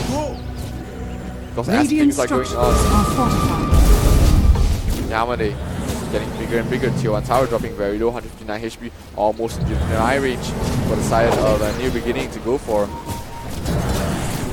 Bat Rider lasso, they know it's almost up, so they cannot use the disruption aggressively to get illusions. They need to use it defensively. Oh, Bat Rider, while other Bat Rider. Radiant's middle tower has been denied. But they have to, once again, they have to use this disruption defensively to catch out whoever that the Bat Rider lassos. So they cannot use it to create illusions of the Mirana to start pushing towers, because once they see the illusions of the Mirana, they will start pushing towers. Our Bat Rider links force, goes straight for the Anti-Mage. Here comes the defensive disruption. Anti in a lot of trouble. Link does fall in the end. Anti trying to juke in the trees. He does fall in the end. Anti doing so much damage. Shadow Demon does fall. Vengeful Spirit. KOXY caught between a rock and a hard place. He will fall in the end. 3 quick kills going towards the way of A18. And with those, they will manage to bring down this tier 2 tower almost for sure. No Bat Rider, no Vengeful Spirit. This tier 2 tower is long gone in this world. And meanwhile, after all that, Medusa just going to continue farming. Once he gets to the he's going to feel much more safer. Radiant structures are fortified. They're going to leave the tier 2 tower for Radiant's bottom tower has for fallen. Phoenix to clear out. Phoenix misses the last hit. Anti-Mage has already completed the Manta style. So this suddenly looks like a very even game, as nothing to say manages to farm up his items. And once he gets his next item, to be able to survive through all this, what item he's going for. It's like we can see his item build, item choice at least. Which is going to help him against a few of these heroes coming from the side of New Beginning. Is this ward actually? Oh, actually the ward just blocks up the animations. A nicely placed ward there on for the side of New Beginning.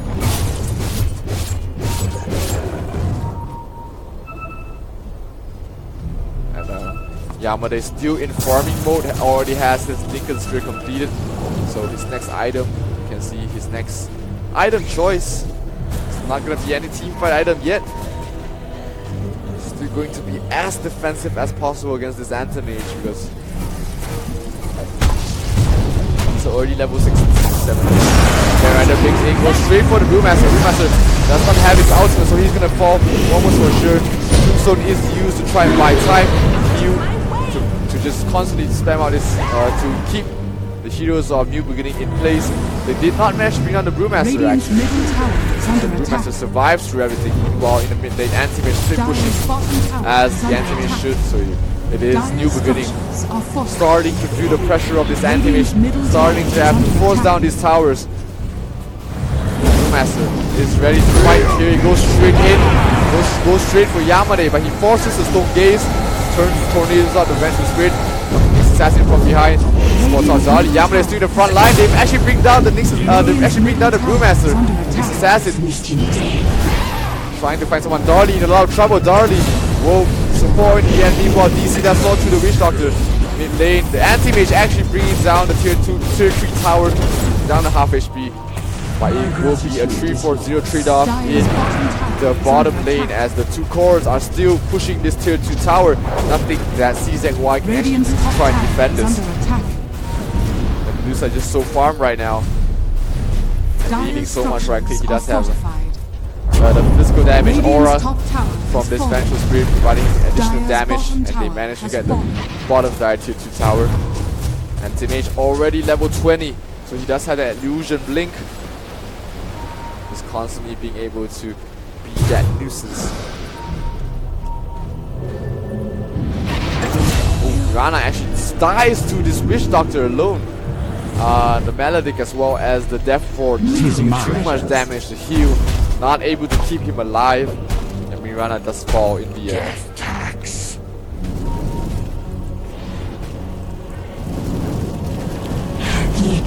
Right now it is unsure which of these teams are actually playing on a timer.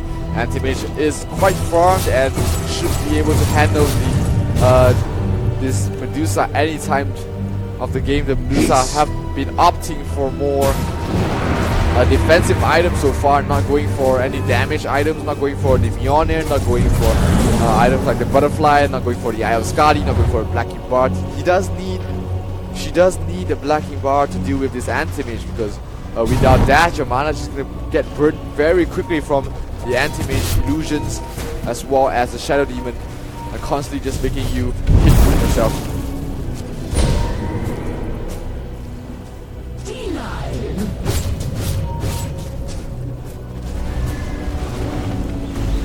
Lincoln Sphere already completed on this Anti-Mage, so he's going to be very difficult to catch.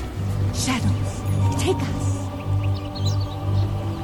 We usually see Acceptor if they go up against a Bat Rider, but with the Nyx Assassin on the enemy side, here they go straight for it. The arrow doesn't actually come out of the Witch Doctor, and not the Vengeful Spirit. Eventually calls the BKB, tries and fights back.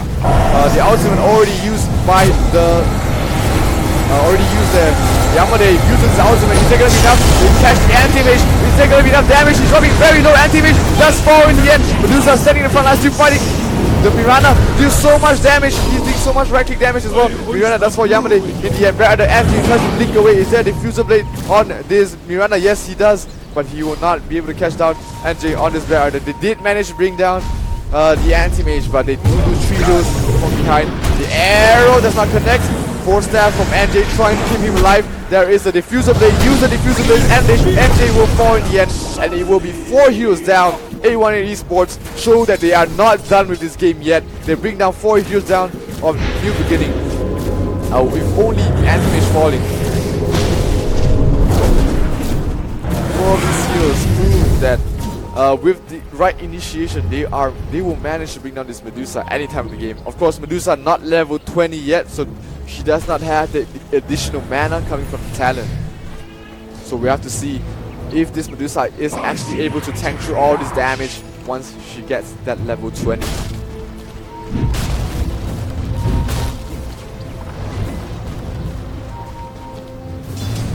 Vengeful Spirit, as much damage as she can do, not able to stand through all the damage coming from the side of 818.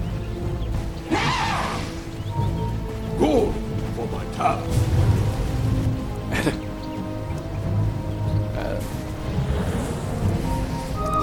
Salamene smiles Actually upon steals me. both of the runes. You see? Might be some trouble. Nyx Assassin goes straight for it. barrier comes as well. DC will not be able to survive this defensive disruption. Will they give chase and find a room? They will not manage to.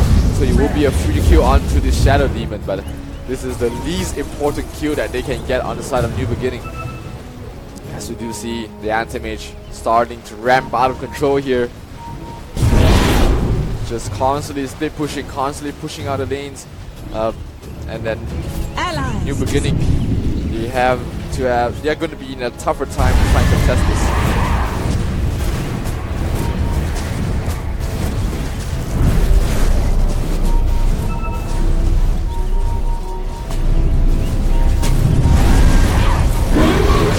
Is attempting here.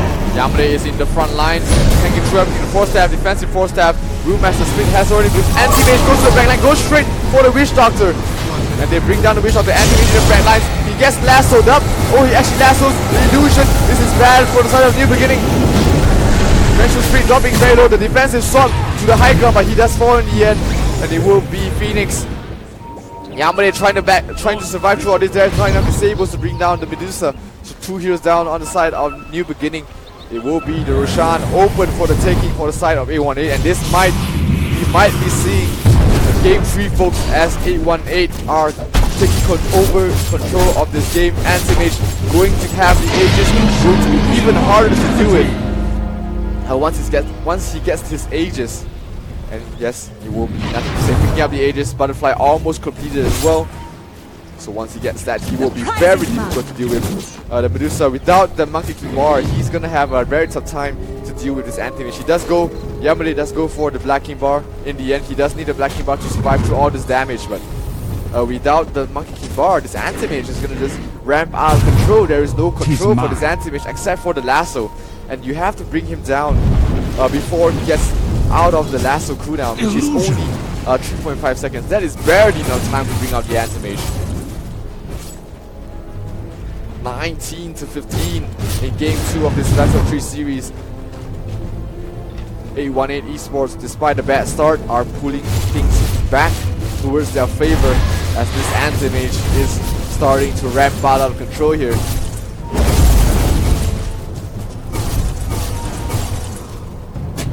Just so annoying to deal with is these illusions. And while they are dealing with this Anti-Mage, they cannot forget that there is still a Mirana core on the enemy side. Already has a Diffusal as well as a Dragon Lance. CZY does a lot of physical damage, and once he picks up that Linker Sphere, he is very hard to catch out as well. So Anti-Mage as well as Mirana. Anti-Mage already completing. The Butterfly does have the Manta Star as well as Linker Sphere and the Aegis as well. They should be able to siege this tier 3 very safely. And this is actually trying to get a stun off to the Anti-Mage, but they only get the illusions. Tier 2 tower in the top lane dropping very quickly, but they are waiting for the creep wave. Bottom lane already pushed down very deeply, so is the mid lane. Shadow Demon sends in his illusions to go for the tower. These are very safe illusions to go for. Arrow connects on the Medusa. This might be big. Oh, he wants the BKB. Mixed Assassin. Where is the Mixed Assassin? Yamade does actually fall. DC gets a kill, and he will be Vengeful Split running for his life. This is bad. Anthony is big straight in. Brings out the Vengeful Split as well. He will be Witch Doctor in the back line. Phoenix manages to bring down the Witch Doctor as well, and this will be at least one lane of Raxus that trying to defend as best as he can, but there is nothing much he can do. This will be one lane of Raxus going towards the way of 818 Esports. Radiant's top tower. And I think he go for more. The Medusa, I don't think the Medusa wants to buy back. Radiant's top She might be forced to, but right now, second lane of Raxus down. This might be it. This might be the game 3 decider as 818 forces things down. New Beginning. They are just falling down. 2 lanes of Raxus. They are going straight for the third. And our big 3 lanes of Raxus behind. Against an Anti-Mage is going to be very hard to deal with. Anti-Mage is already so far. So many illusions being brought here by DC as well as the Anti-Mage himself. They get 3 lanes of Raxus for 1 team fight. They might just go for the jugular here. Mega Creeps almost being brought down. 1 lane of Raxus, 2 lane of full Raxus. And then there is only 1 more. Will they commit for this? Medusa is respawning. They know that for the side of A18, they know that they are very far ahead, so they're not gonna force things. They're not gonna force things towards the top lane of Raxus. Illusions might actually get it. No, Illusions expire in time. Radiant's top shrine is under BC attack. gets picked off. Will be Net getting themselves a free kill here. Oh, giving chase. He might be in some trouble. He does not have a TP. Dying, chasing him down. Is there a diffuser blade on this Mirana? Yes, there is. Net in a lot of trouble. Net will fall for sure. And without Net, how can they defend this tier? And how can they defend this top lane of Raxus? Here's only the last Raxus. And looks like it will be Mega Creeps. Now the biggest question is, will New Beginning just tap out of this? Or will they defend with Mega Creeps? They have the Medusa. They have the choice. They have the chance to defend against Mega Creeps if they decide to do so. And knowing Yamade, they will not tap out without the fight. They did force a buyback out of the Nyx Assassin, so A1A Esports will be happy with that trade. As you can see, the net worth as well as experience. Look at this plummets after one huge team fight. Huge 20k change in terms of net worth. A1A Esports proving that they are one of the best teams in Malaysia as well. Not going to bow down without a fight, not going to make this a clean 2-0 sweep. They want to bring this to a game 3. Medusa, one of the best heroes to defend against Mega Creeps. Will they actually manage to defend against Mega Radiant's Creeps? bottom shrine is under attack. They need to itemize properly. They need items like the Maelstrom. They need the offering on the support heroes to be able to try and defend this. Because without those, they're going to be hard pressed.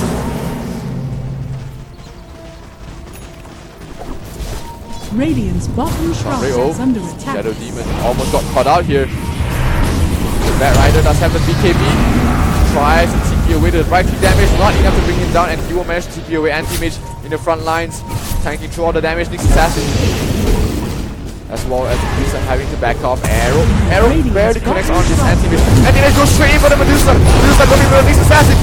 Defense is strong, and the lasso onto his Anti-Mage. Will they manage to bring out his Anti-Mage inside? No, they will not. It will be rank speed already down. Here comes the ultimate coming from Yamade. Is there gonna be enough? They try and hold. It will be Mega Creeps. They are trying to fight back. The arrow does not connect. They manage to bring down the Brewmaster at least, but MJ will fall in the end. Yamade just get blown up by the Anti-Mage, and this is it. A1A Esports, they force a game 3, and it will be the deciding game 3 as A1A Esports tie things up in the game 2 against New Beginning. Very close game, but A1A Esports with the Anti-Mage turned things around and forced things into a very deciding game 3 to see who represents Malaysia in the WESG Malaysia, who represents Malaysia in the WESG APAC Finals. We're going to take a very short break before we come back with the deciding game 3, New Beginning against A1A Esports in the semi-finals of the WESG Malaysia qualifiers. Until then, guys, we'll see you soon.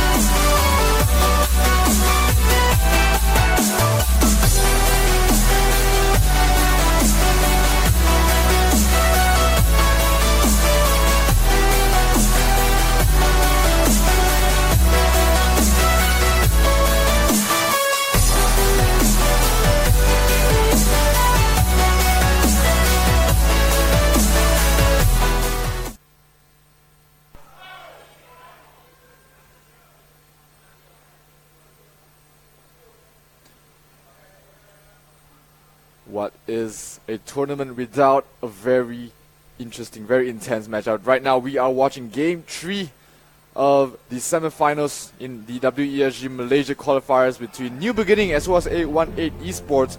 Both teams have taken one game apiece and are one game away from moving on to the finals and making it and securing their spot in the WESG APAC finals as well. Right now, A1 New Beginning did strike first, getting themselves on the board with the first game, but it will be A18 Esports coming back in the second game with a very farmed up anti-mage. And right now, it is the deciding Game 3 between both of these very strong teams. These four teams are the best teams in Malaysia, and that they are giving it all out to represent Malaysia, to have the pride, and of course, to have the chance to go to China to represent Malaysia as well. A18 Esports, going through the bans, have already banned out the Viper as well as the Night Stalker. New Beginning banning out the Tinker once again as well as the Undying. So not taking the previous game too much into account once again, just banning out the standard bans on both sides. Radiant team ban. Our New Beginning has just been constantly banning out the Tinker from A18 Esports. They do not want to give nothing to say that opportunity to go for that hero. Meanwhile, A1 Esports, they are banning out the general more stronger heroes, and the Viper being banned out, the Puck as well as the Night Stalker not really amounting to much, not really showing too much of their hand. But right now, a lot of heroes still left in the pool for both of these teams to pick up. Brewmaster, the Beastmaster still left in the pool, the Omni Knight still left in the pool. 10 seconds. Radiant team pick. Very popular heroes can be picked up, and it will be the Brewmaster first pick on the side of A18 Esports. Let's see how New Beginning will actually respond to this. Radiant team pick. A very quick Omni Knight pick on the side of New Beginning, and Jay does play a very good Omni Knight in the off lane. So really want to lock down the stronger laning heroes for the side before they go into the onto the later stages of the banning phases. 10 seconds remaining. We haven't seen Sanking on net for a very long time, 5 so we might seconds see it. remaining. Hopefully we might Dire see team pick. this game. It looks like it will be a Shadow Demon on the side of New Beginning. So a Shadow Demon second pick, not that common unless you are planning to go for some sort of illusion-based pushing lineup. Maybe like with a Draw Ranger, maybe like with a Luna, with a Terrorblade, with Phantom Lancer. A lot of 10 heroes that seconds really remaining. benefit from the disruption illusions that the Shadow Demon will be able to bring to the 5 pool. seconds New remaining. Beginning really looks like they are really focusing on this Shadow Demon as they pick it up on the second pick. So that might be some indication of what sort of heroes that New Radiant Beginning wants to team go for. ban. And A18 Esports themselves go for the Medusa this time. So maybe trying to show New Beginning how to play a Medusa. Right now they have 2 more bans until the next pick phase, so A18 might ban 10 out seconds heroes like remaining. Nyx Assassin, might ban out the Anti-Mage as well, not wanting to give the 5 Medusa seconds that remaining. tough late game matchup against these 2 heroes. There is of course still the Dire Phantom team Lancer, ban. the Terrorblade still left in the pool. If the Terrorblade goes for the Diffuser Blade, but we might see something else like Winter Wyvern Radiant banned out on the team side ban. of New Beginning. So what does this actually tell you? It could be something like a Meepo pick that they want to go for, or something like a Terrorblade as well. Both of these heroes really hate team facing ban. up against the Winter Wyvern. So we might be seeing something of the sort coming from the side of New Beginning. Meanwhile, A1 Esports, they have banned out the Anti-Mage. So we'll have to see if they will ban Radiant out team pick. the Nyx Assassin. They leave the Nyx Assassin in the pool, but they ban out the Luna. They do not want to deal with the Luna illusions. But there is of course still a lot of illusion-based heroes for New Beginning to pick up here. They can go for something like a Terrorblade. They can go for like a Draw Ranger as well. These really early game 10 pushing seconds lineups remaining. can work really well with their heroes. 5 seconds remaining.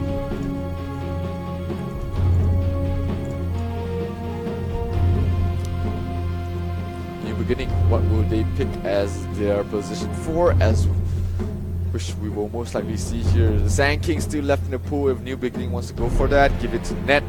One of the best Sand King players in the world. He can play a Tuskar as well. We did see in the first game. or we might see something completely out of left field.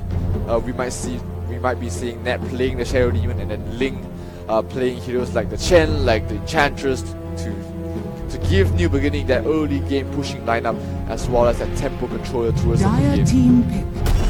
Slada will be the third pick on the side of New Beginning, so this will be the position for Slada, most likely played by Nat. Shadow Demon Slada, nice setup on kills, provides a lot of amplified damage as well against the Medusa, against Brewmaster if they want to 10 seconds nuke remaining. the enemy hero down very quickly with physical damage.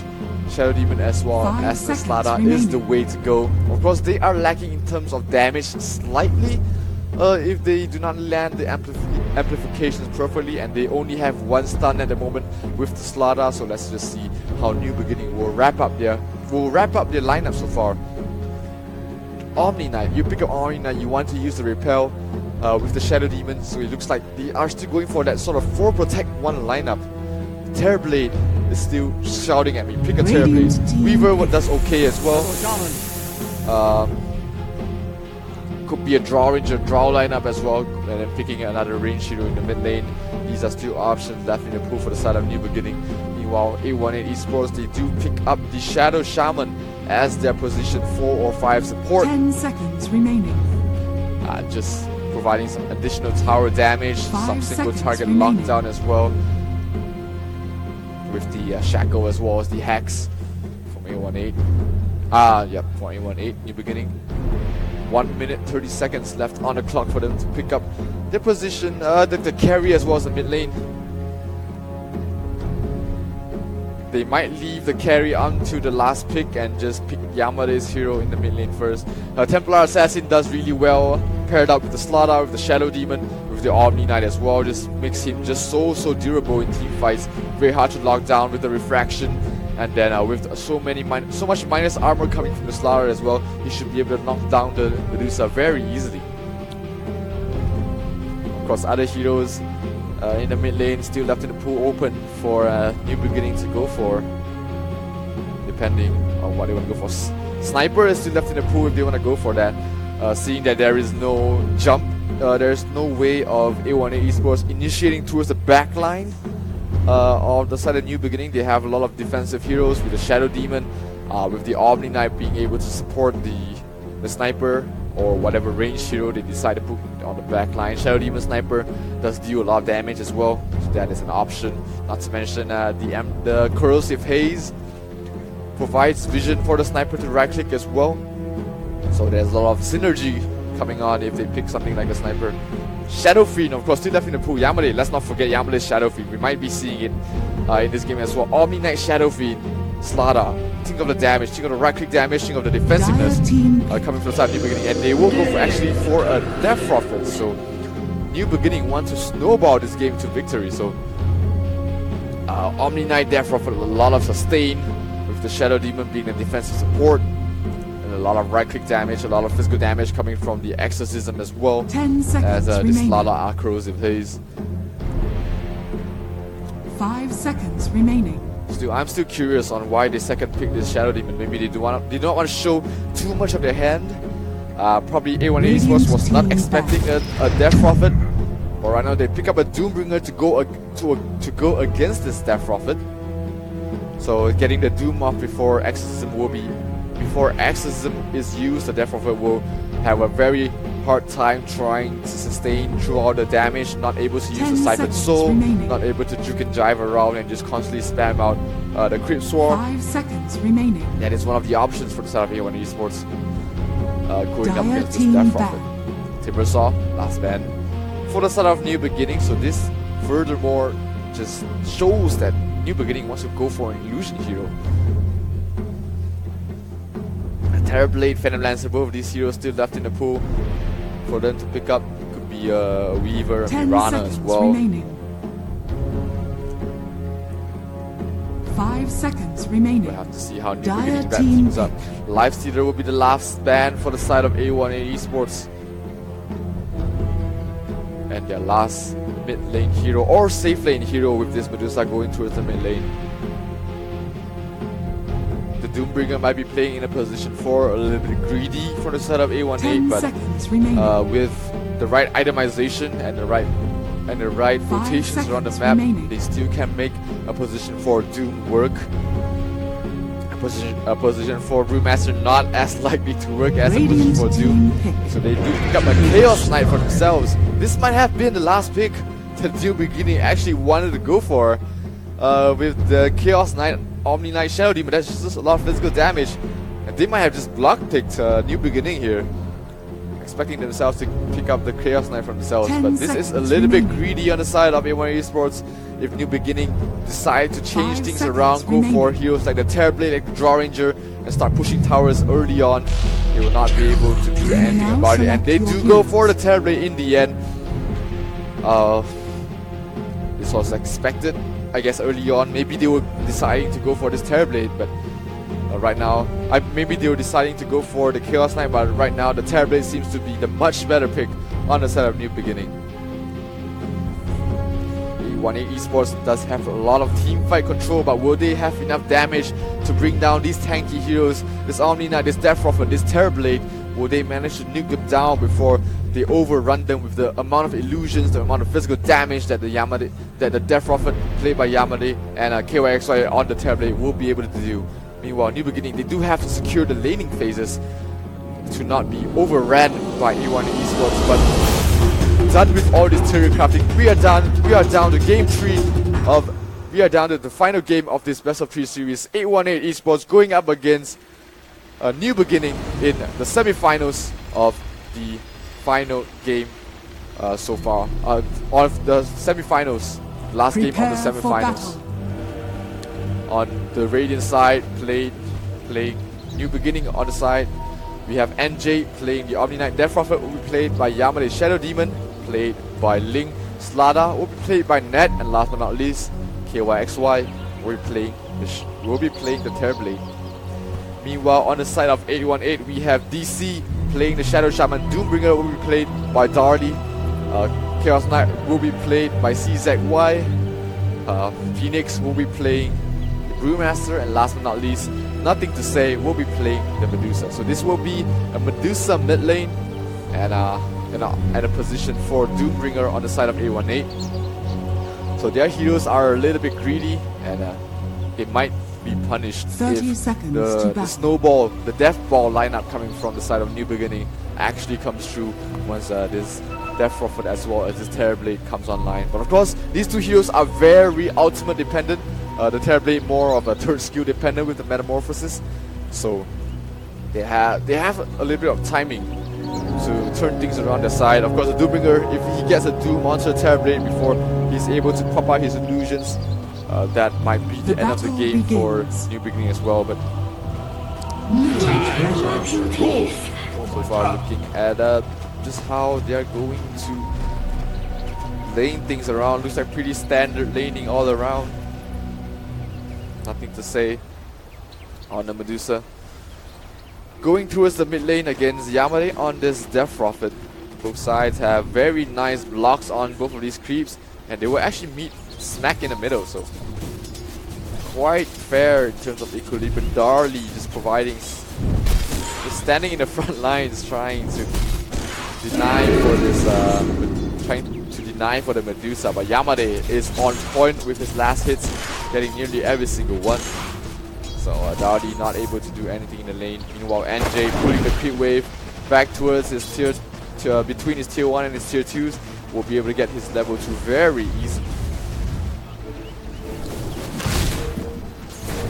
Bottom lane, Terrorblade facing up against the Brewmaster.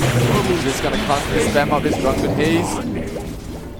Or this Terrorblade trying to farm out the best he can with the mischance. Might want to pick up the Magic Wand, or he actually picks up the Quelling Blade to help him last hit. So, not much rotations is to be expected from these heroes. The Brewmaster, I mean this Doombringer, not the best rotating hero. Neither is the Slada. He does need some sort of setup before he's able to walk up to get the Slithering Crush off. So,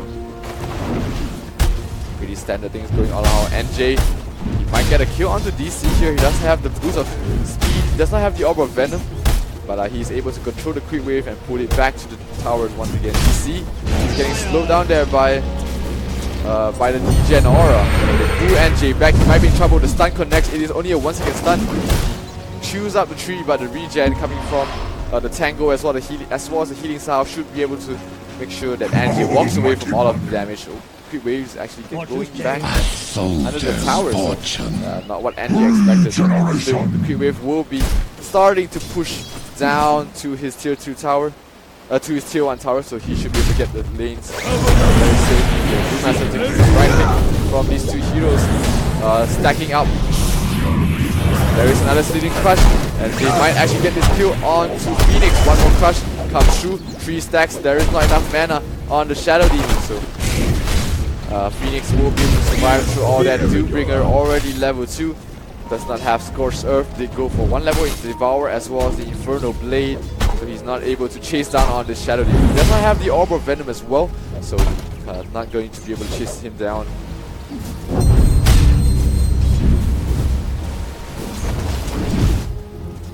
Meanwhile, mid lane has just been trading farms so far between these two heroes.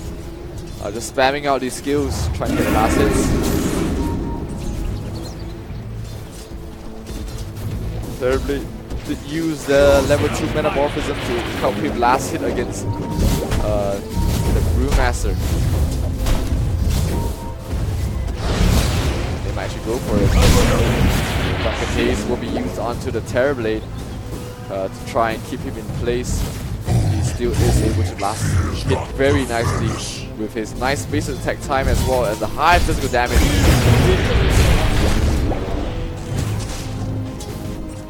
While top lane, it has just been CZY farming very safely while Omni Knight just constantly pulling the Crit Wave back. DC is getting really frustrated with this Omni Knight. There's nothing that he can really do without his Omni Knight, without his Chaos Knight helping out. So NJ will be getting the free levels in this lane. That is why people ban out the Omni Knight. It's just because how annoying that hero is. When you're trying to harass him out, he just goes back to the Crit Wave. Gets a level in the Degen Aura and is able to get the Crit Wave back to the his tower and farm very, very safely. Reflection used on here, Deadly Sims. Phoenix dropping very low. Disruption trying to set things up there for the starter. He pops his magic wand and he will be able to survive here. Darty taking a lot of damage from the Phoenix Crush, but he does use his magic wand as well, so he will be able to survive through all the damage. The State of Torment, the Shockwave trying to force things back. Just things skills being traded around the map. Not much that is actually achieved throughout these rotations. 4 minutes in, this is the most passive game we've seen so far in the entire tournament on stream. 0 kills on both sides. And hopefully we do not see a 60-70 minute game with the Melissa and the Terrorblade being blue starter. I like to see a really good game. It's been a really long day. Started since 9:30. It's already 7. And then the Special 3 series going the distance as well. Yamade already level 6. Nothing to say in level 5. Going to reach level 6 as well. Bottom lane, they did get a nice first blood onto the Terrorblade. Much needed kill here. Being chased down by 3 of the heroes. By the Brewmaster, the Doombringer, as well as the Shadow Shaman. So nice rotation, netting themselves a very important kill onto this Terrorblade. He did not use his Metamorphism, so he does still have the option to go to the jungle with his Metamorphism if he needs to get that farm as soon as possible.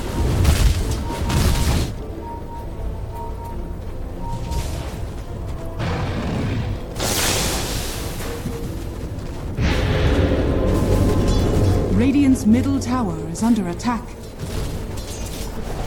Terrorblade does not have the boots yet, so he is quite vulnerable to ganks and rundowns by these tanky heroes from the Brewmaster as well as the Doombringer, so he has to get his boots as soon as possible.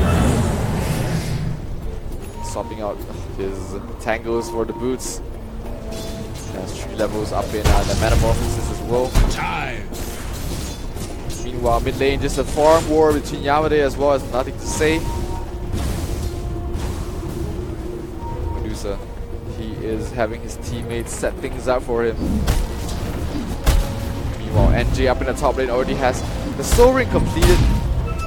But the Chaos Knight is already level 7, so he's not that afraid of this Omni Knight as well. If there's any hero that can go up against this hero. Meanwhile, bottom lane though, goes straight for the Terrorblade. Defensive disruption.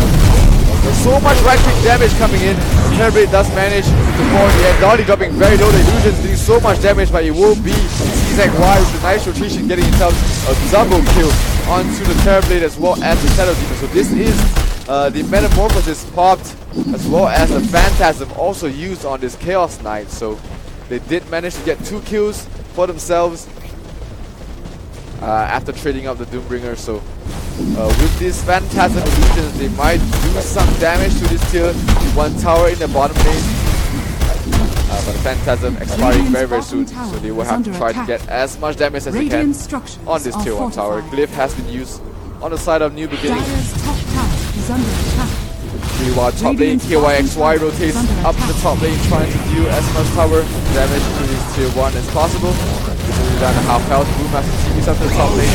Doombringer coming towards the back line. Reflection is used, they're giving chase to this Terrorblade. So much damage, the lockdown coming once again, and KYXY does fall. They are giving chase. Doom does not have the Infernal Blaze to lock down the Shadow Demon, so they bring down a Terrorblade in the top lane after we just respawn. But meanwhile, on the bottom lane, the Chaos Knight was brought down there by Death Prophet, by Yamane rotating in along with Slada, played by Net. So kills being traded all around.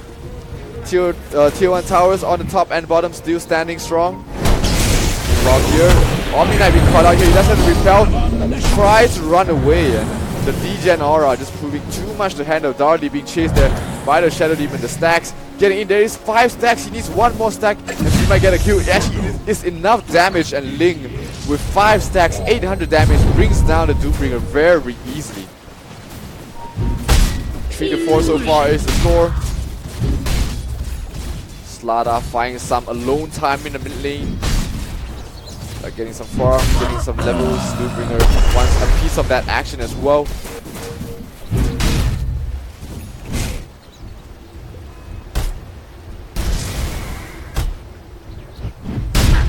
Meanwhile, top lane, tier 1 tower already down to half health. NJ cutting the creeps once again. He's feeling very confident. He does have the burst heal coming from the purification.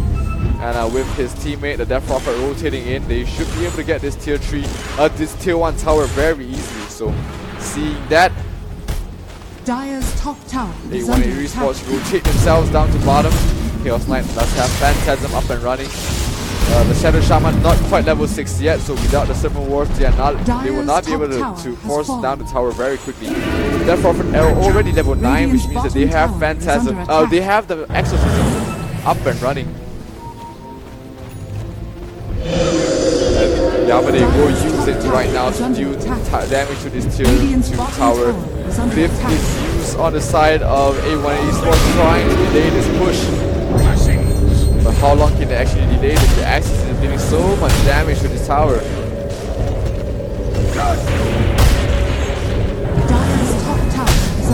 Well, the tier 1 tower does fall. The Phantasm has been used there by the Chaos Knight, trying to do as much trade as we can. Tier 2 tower already dropping down to very low health, and with the Exorcism running out, New Beginning will back off. They are trying to give chase here to NJ. They see the spirits, they try to chase down Yamane here, but looks like NJ might be in some trouble. He does have the TP. Repel TP, they spot him out. They manage to get him moved up as well as stunned up. Meanwhile, Yamane on the back side getting a kill onto DC on the Shadow Shaman as well. So 1-for-1 trade-off there. Where did the Shadow Shaman die? He died quite deep in enemy territory, so did not get the memo that his teammates was rotating around. And it will be a 1-for-1 trade once again.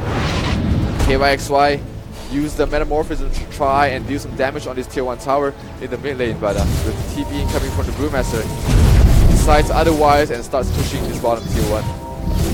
The bottom lane. Getting some farm for himself. Radiant's middle tower is under attack. Without the Metamorphism, without the Exorcism, the side of New Beginning might not want to try and push too aggressively, seeing that all these huge team fight ultimates are down. So they are going to try and secure as much farm as they can. This Scepter is the item of choice for the Arm Knight.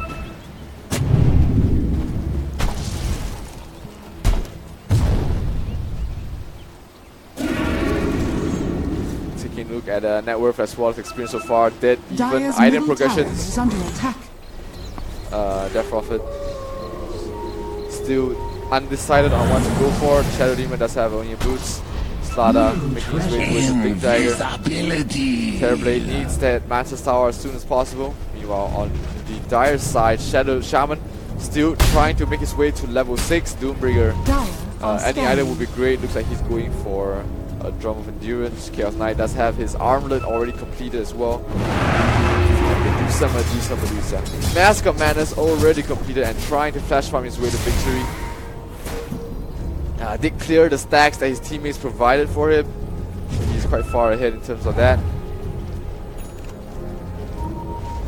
For right now, things are going back into passivity once again. Shadow Shaman already level 6. So they might want to try and force this mid tier 1 tower. They have Phantasm up on Chaos Knight as well. All the teamfight ultimates are up on the side of A1 Esports.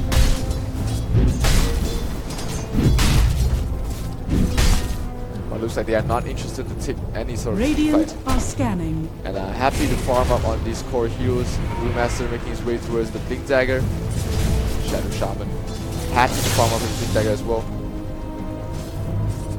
Slada, of course, would love to have his Blink Dagger of his own.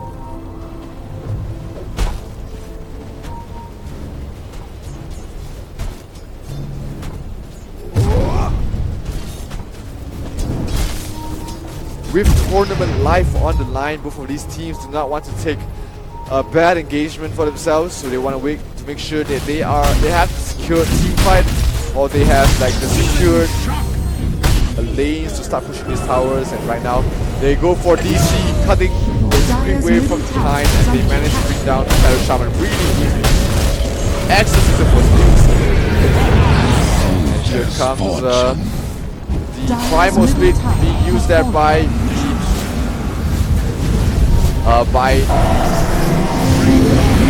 caught out in the middle. Doombringer has been used. They are fighting back. Refraction doing so much damage, but it will be KOX, so I'm trying to run away from this. Anticism is going to expire. Metamorphosis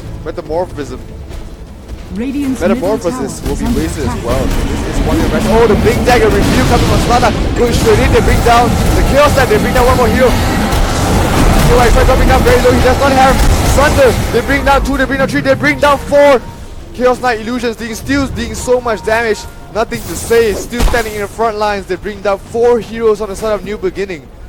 And they only have to pay with the Chaos Knight. Huge team fight going towards the way of A18 Esports. The Medusa doing too much physical damage. And without the team fight ultimates, without the Death Prophet ultimate, they will not manage to take the team fight for the side of New Beginning. Is under attack. Radiant structures. Once again, New Beginning does have to pick the team fights more carefully, seeing how ultimate dependent they are on. Meanwhile, on the other side, DC uses the Serpent Ward to try and force on this tier 1 tower.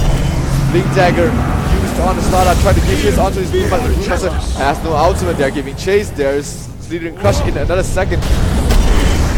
Phoenix trying to run away. There is Heal in another second, and the burst damage from Purification will be able to get themselves the kill onto this Brewmaster. But meanwhile, after all that, the tier 1 tower up in the top lane is brought down there with the siege creep, with the Serpent Ward as well. 7-9 scoreboard. A18 Esports leading so far against one of the best teams in Malaysia. So huge props to both of these teams. Chaos Knight already has his Oblivion staff, so it could be an Orchid Malevolence. It could be the Echo Saber as well. A lot of item options to be picked up on both sides, as we do still see the big brothers. The Medusa are still very farmed up. Mask of Madness already completed and making his way towards his next tier of items. Could be a Lincoln Sphere. I don't think it will be Lincoln Sphere though. He does not need the defensive single target capability, so it could be a BKB. Could be going straight for an Eye of Skadi. We do see something like a Mjolnir, an Axe Scepter maybe pick up on the Medusa. I don't know.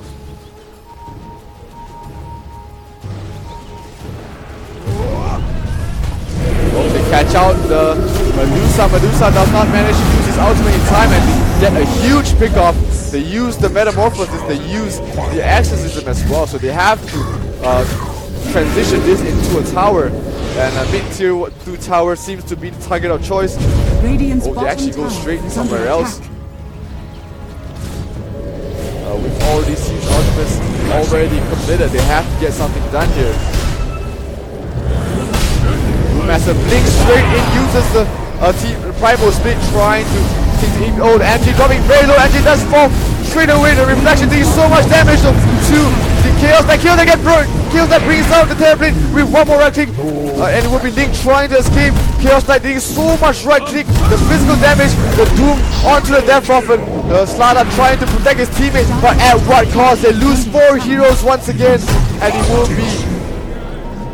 will be 818 coming so huge in terms of team fight. Slada blinks in. Oh, but Boss sees that sees that coming, and he actually waits in the back line. He knows that was coming, and it was a full 5-man wipe. A1 Esports wipes the floor of New Beginning. They get a full 5-man wipe. They get the Aegis onto this Chaos Knight, and they are ready to go on to the next push. Shadow Shaman does still have this Mass Slipper wards. There is no Metamorphosis, there is no Death Prophet ultimate, there is a full minute of no way that New Beginning can take any sort of team fight. So let's just see if A1 Esports actually make full use of this. Rigger did use the Doom in the previous team fight to bring down the Death Prophet. Well, we have to see if they actually get anything out of this. They give the Aegis to the Chaos Knight, which means that the Medusa does not have the Aegis. And remember, that was a 4-on-5 team fight on the side of New Beginning. I mean, on the side of A1A. The Medusa died before the entire team fight, and the Chaos Knight as well as the Brewmaster just dealing so much damage, just controlling so much of the core heroes that there was no way that New Beginning was able to team fight. They nuked down the Omni Knight almost instantly. Guardian Angel was not able to be used, so they have to protect this Omni Knight as best as they can, because right now, as long as it pops the Guardian Angel, they will manage to bring down the Omni Knight illusions, but without that, he's just in a very terrible position.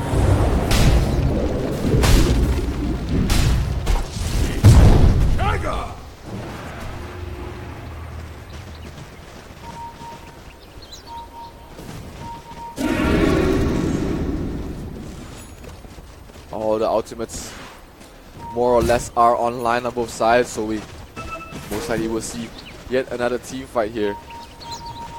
Bottom tier 2 tower already dropping very low. DC just dropping the Serpent Ward to try and force some reaction. They did manage to force the Omni Knight back to defend, but Omni Knight not the best hero to defend against all these Serpent Wards, which is gonna eventually brought down here by the Serpent Wards.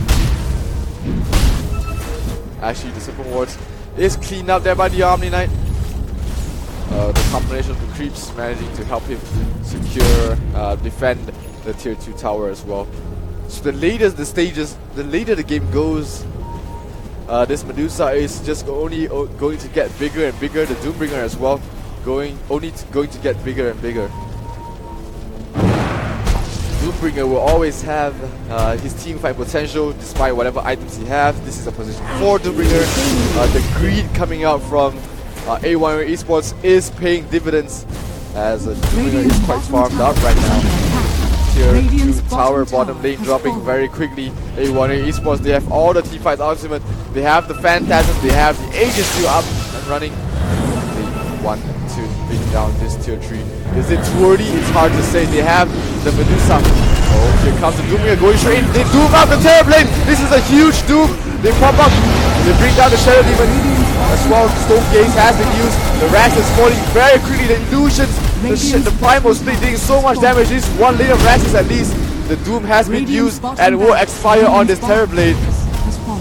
So it looks like A1 Esports will be happy with what they got, picking out one hero as well as getting the lane of Raxes. DC, you are in a bad position right now, boy. You are dead for sure, so they get themselves a consolation kill onto the Shadow Shaman. but still he was the sacrificial lamb. One lane of Raxus in a matter of seconds being brought down there by the side of A18, and they are looking primed and poised to move on to the grand finals to meet Fire Dragoon in the finals. Almighty Monday.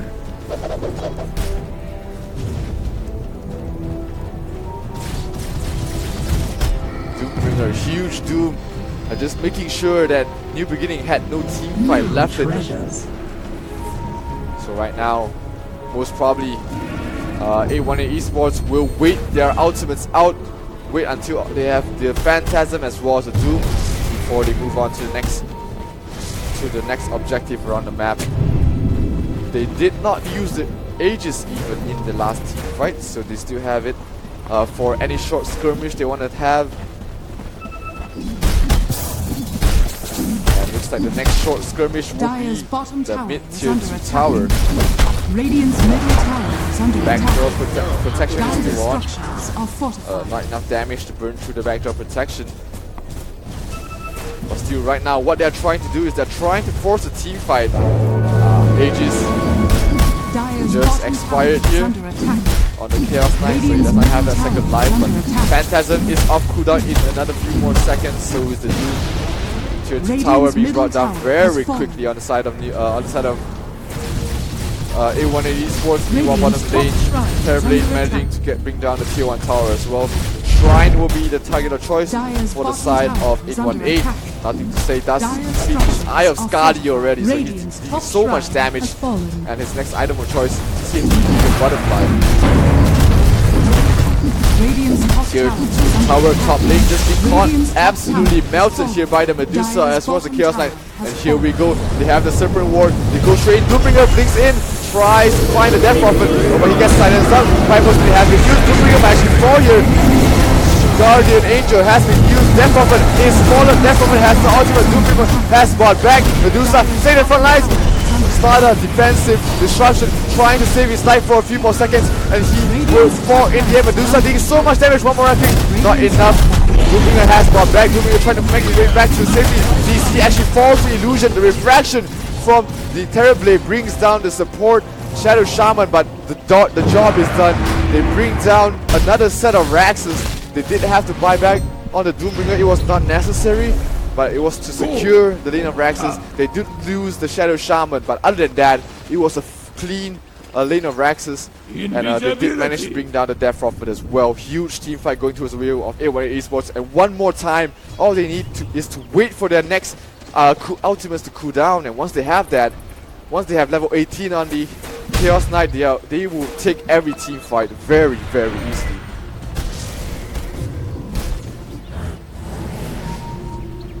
This is the final stand for New Beginning. Will they manage to hold on to the high ground? They have only one lane of Raxes. This time they do not have the Medusa, the option to defend against Mega Creeps here. And if they lose the next team fight, we will see 818 Esports going to China. One of their biggest achievements to date ever since the team was formed, and that is going to be a huge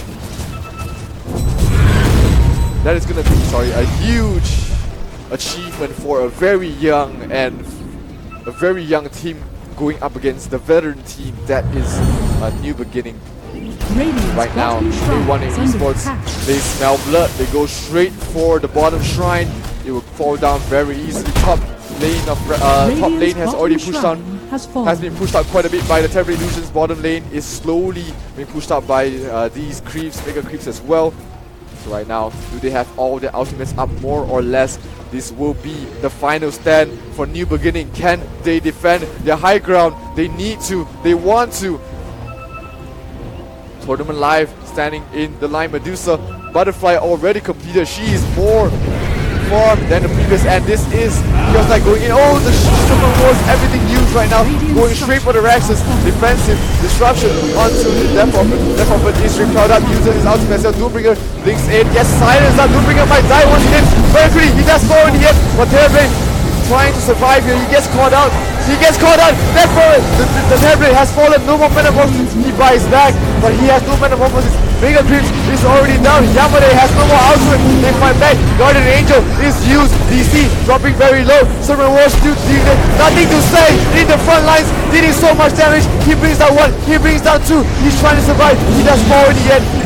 So does the Chaos Knight, but it is only one man standing left for the side of A1 Esports. He does have the blink. He will manage to blink away, and it will be a full set of racks. No, he actually gets caught out here, and it will be a full 5-man wipe, but at what cost?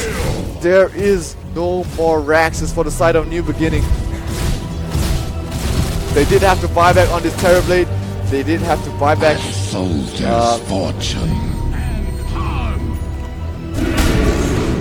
They did have to buy back on the Terrorblade to secure that fight, but it was in the end the Shadow Demon with his illusions that caused the team fight to go the other way. So as farmed as this Medusa is he's just gonna cause trouble.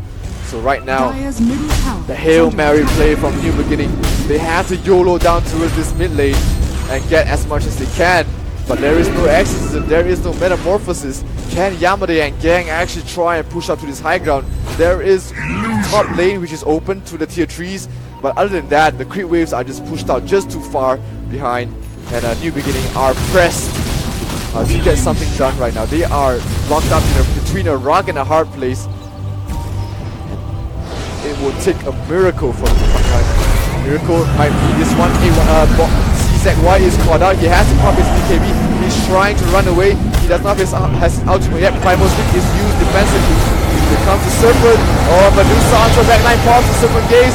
They catch out NJ on the backline. NJ might just get nuked down. NJ will fall. Omni Knight is down. There is no Guardian Angel. So that's the Shadow Demon. 2 heroes has fallen on the side of New Beginning. They are giving chase. They actually catch up the Terrorblade as well. No buyback on the Terrorblade. This is pretty much game over. There is pretty much no way they can defend against this. Their forfeit, as strong as she is, as strong as the Exorcism is, there is no way they can defend against this Mega Creeps, and looks like that will be Radiant's middle tower more or less the game. Yamade will not be going to China, as we have a new team going to China. A1 Esports, they defy the odds, they bring down the veteran team, and looks like they will be representing Malaysia in the WESG APAC finals. They go down, nothing to say, full 5-man wipe, and A1 Esports cheers all around. They are going to China, they are going to represent Malaysia, and they will face out against Fire Dragoon in the finals.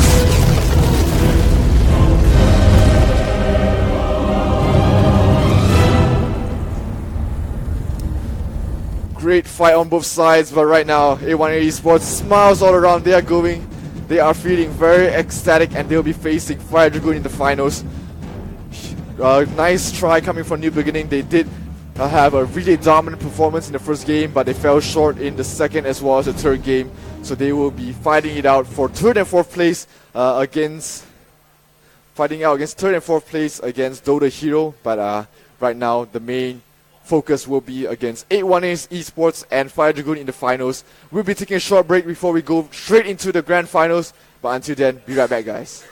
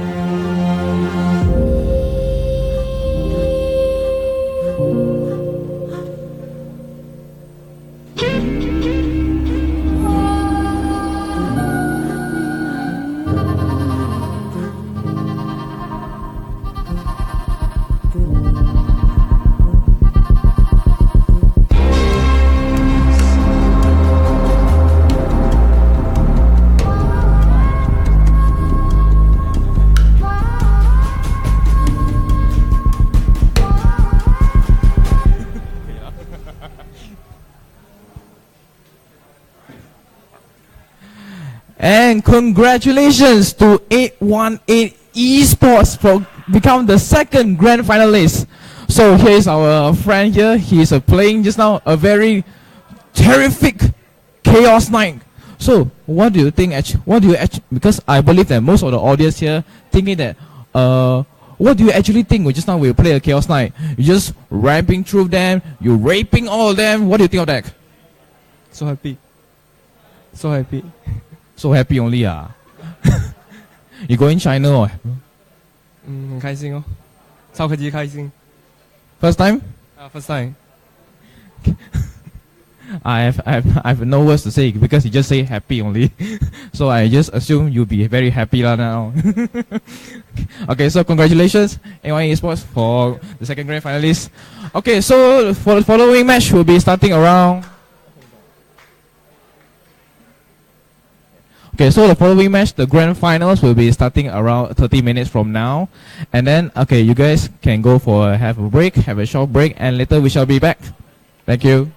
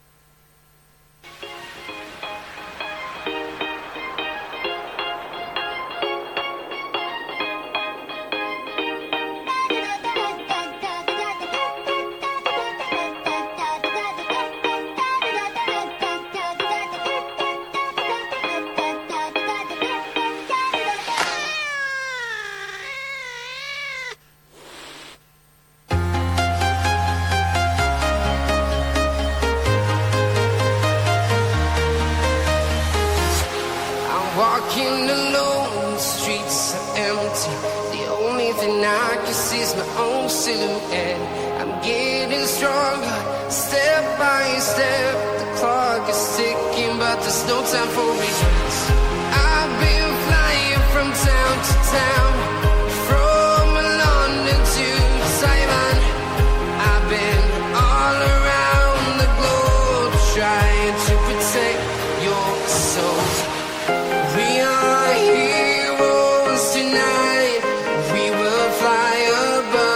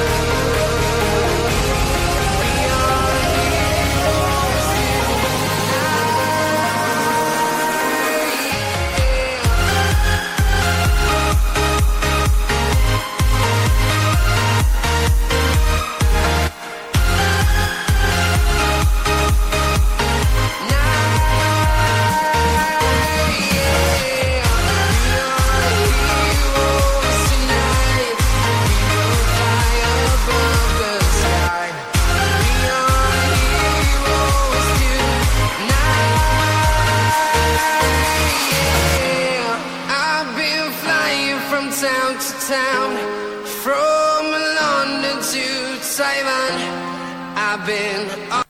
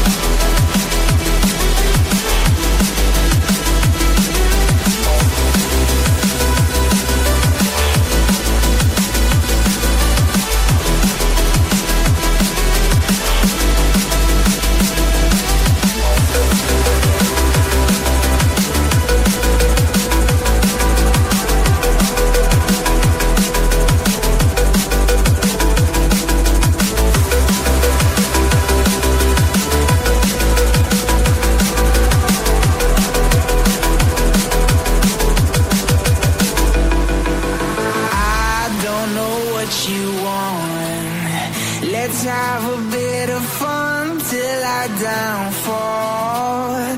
My love, if you feel like I do